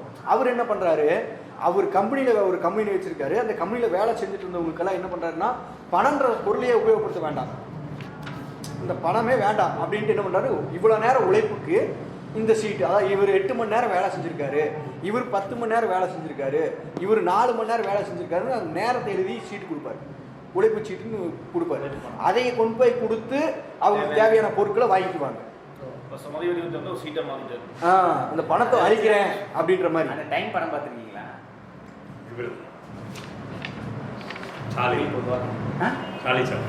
டைம்னு சொல்லி ஒரு படம் இருக்கு. அந்த படத்தோட கான்செப்ட் படம் பார்த்தேன். அதில் என்னென்ன சொல்ல, வாட்ச் மாதிரி, டிஜிட்டல் வாட்ச் மாதிரி நீங்கள் எவ்வளோ நேரம் உழைக்கிறீங்களோ அதை வந்து நீங்கள் சார்ஜ் பண்ணிக்கலாம். அது அதே மாதிரி ஒவ்வொரு பொருளுக்கும் அந்த உழைப்பு நேரத்தை வந்து ஜீரோ ஆயிடுச்சுன்னா நீங்கள் செத்துருவீங்க. அதே மாதிரி பணக்கார தனியாக இருக்கும், நல்லா இருக்கும், சூப்பராக இருக்கும். நீங்கள் ஒர்க் பண்ணால் வந்து டைமை வந்து டவு பண்ணி விட்டுருவோம். நீங்கள் அதை வச்சு நீங்கள் டைம் தான் மணி. அந்த இடத்துல அந்த மணி இல்லைன்னா நீங்கள் செத்துருவீங்க, டைம் இல்லைன்னா நீங்கள் செத்துருவீங்க. சூப்பராக எடுத்துருக்காரு. இல்லை அந்த மாதிரி ஓவன் பண்ணார். ஆனால் அவர் என்ன நினச்சிக்கிறாருன்னா, இப்போ தோழர் சொன்ன மாதிரி புரிஞ்சுக்கிறாரு. எப்படின்னா, பணத்தினால தான் எல்லாமே நடக்குது, அப்போ இந்த பணமே இல்லாமல் பண்ணிக்கலாம் அப்படின்ற மாதிரி நினைக்கிறாரு. அதனால தான் அவர் அந்த இடத்த நோக்கி நகர்றாரு. ஆனால் அவரை பற்றி என்ன ஆனால் அந்த உற்பத்தி முறையில் அந்த சரக்குகளுக்கு, ஆனால் என்னன்னா அன்னைக்கு இருக்கிற அந்த உற்பத்தி நிலையில், அதாவது முதலாளித்துவ சமூகத்தினுடைய வளர்ச்சி நிலையில் அவர் பண்ணுறது வேலை வந்து பெரிய அளவில் ஈடு கொடுக்க முடியல. அதுவும் அவர் வந்து சொல்றாரு, பொது சம்மதே வராது. இல்ல அந்த சரக்குகளோட உற்பத்தி எப்படி இருக்குன்னா, மூலதனத்தை வளர்ச்சி அடையக்கூடிய ஒரு உற்பத்தி முறையில், முதலாளித்துவ உற்பத்தி முறையில் சரக்குகளும் மூலதனம் அதற்கான ரோல்ல வருது. அந்த உற்பத்தி முறைக்குள்ள நீங்க பணம் இல்லாம ஒரு டிரான்சாக்ஷனோ பணத்தை வந்து அந்த சூழலை வந்து மாத்தாம, இப்ப வந்து நீங்க ஒரு முதலாளித்துவ சமூகத்தை மாத்தி சோசியலிஸ்ட் சமூகமா மாத்தாம, உங்களால இல்ல கம்யூனிஸ்ட் சமூகமா மாத்தாம உங்க பணத்தை வந்து இல்லாம ஒழிக்க முடியாது. கம்யூனிஸ்ட் சமூகம் வந்தால் தான் பணம் இல்லாமல் ஆகும். ஆனால் நீங்கள் என்ன பண்ணுறீங்கன்னா, அதுக்கு முன்னாடி இருக்கக்கூடியதுலேயே இதை வந்து பிரயோகப்படுத்துங்க. அதனால தான் கற்பனாவாத சோசியலிஸ்ட்னு அவங்கள சொல்கிறாங்க. அதனால அவர் முடிக்கும் போது கூட அவரை வந்து அவர் செல்லமாக சொல்கிறார், இல்லை இருந்தாலுமே அவர் வந்து நல்ல எண்ணம், நேர்மையானவர், அதுக்காக முயற்சி பண்ணியிருக்காரு அப்படின்ற மாதிரி ஒரு பாராட்டையும் கொடுக்குறாரு. ஏன்னா அவர் ரொம்ப மதிச்சது ராபர்ட் ஓவனும் பூரியோவையும் ரொம்ப மதிப்பார். பிளாஸ்டிக் வந்து பொல்யூஷன் கொண்டு வரதுன்னா அவர் முடிவு பண்ணிட்டாருன்னா, அவர் கம்பெனியில் போட்டு பை வந்துருக்காரு, பிளாஸ்டிக்ல பை வச்சுக்கோ, ஆனால் எல்லா பக்கம் பிளாஸ்டிக். எஸ், மஞ்சப்பை. சரி, தோழருக்கு போயிடலாங்களா? தோழர்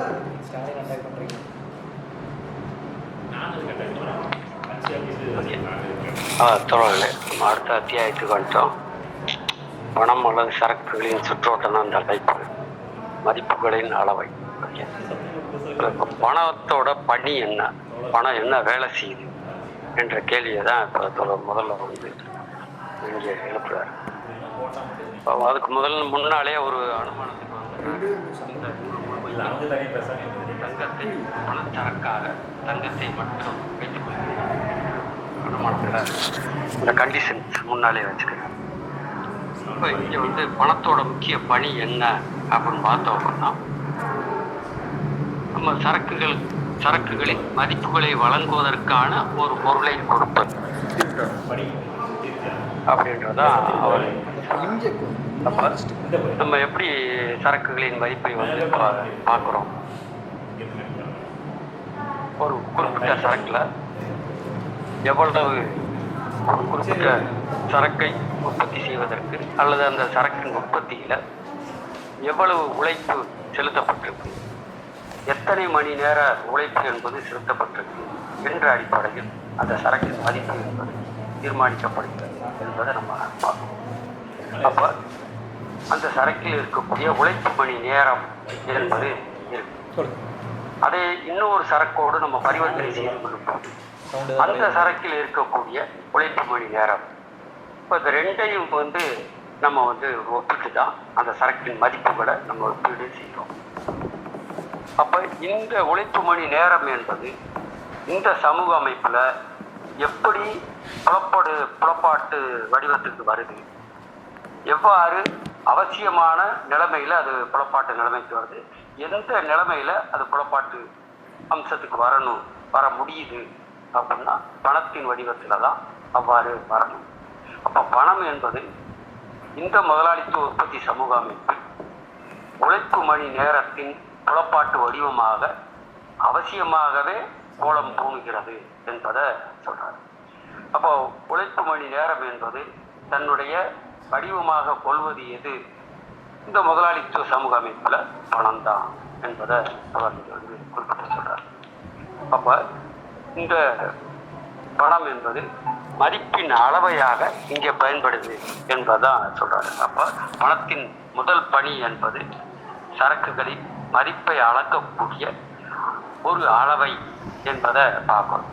அந்த அளவையின் அடிப்படை விஷயம் என்ன அப்படின்னா அந்த சரக்கில் செலுத்தப்பட்ட உழைப்பு மணி நேரம் என்பது ஒரு புலப்பாட்டு வடிவமாக அது இருக்கிறது என்பதுதான் இங்கே தொடர்ந்து சொல்லக்கூடியது.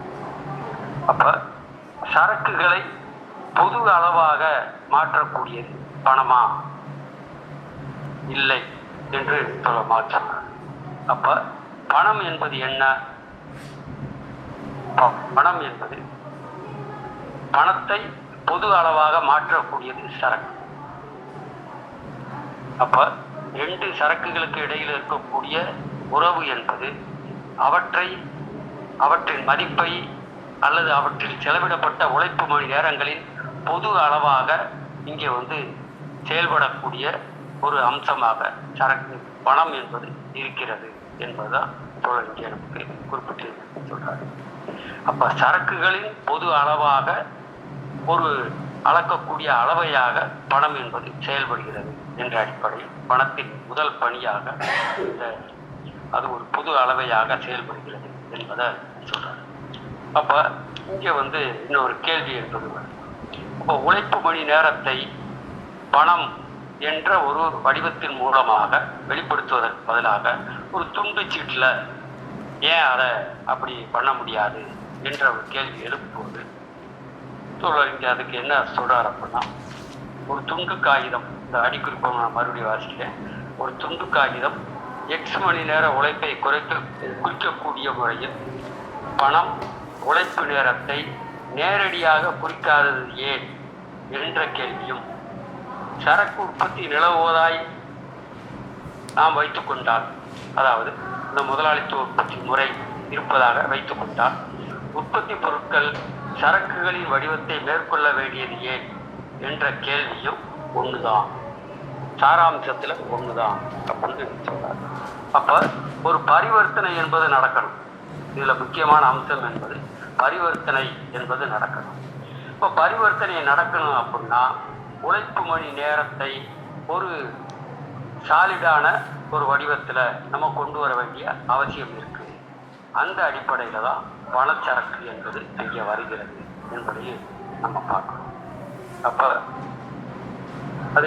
அதே போல இந்த பணம் என்பது அதாவது அப்ப அங்கே என்ன நடக்குது அப்படின்னா இது ஒரு சரக்கு என்பது மதிப்பு வடிவம் என்று நம்ம பார்க்கும்போது பணம் என்பது சரக்கின் மதிப்பு வடிவமா இருக்கு. இந்த மதிப்பு வடிவம் என்று பார்க்கும்போது பரிவர்த்தனையில என்ன நடக்குது? பயன் மதிப்பு வேறாகவும் மதிப்பு வேறாகவும் அங்கே பிரிகிறது என்பதையும் நம்ம பார்க்கணும். சரக்கு வடிவத்திலிருந்து அந்த மதிப்பு வடிவம் என்பது தனியாக பிரிகிற ஒரு தன்மை இப்படி இருந்தால் தான் நடக்க முடியும் என்பதையும் இங்கே குறிப்பிடுறாரு. அப்ப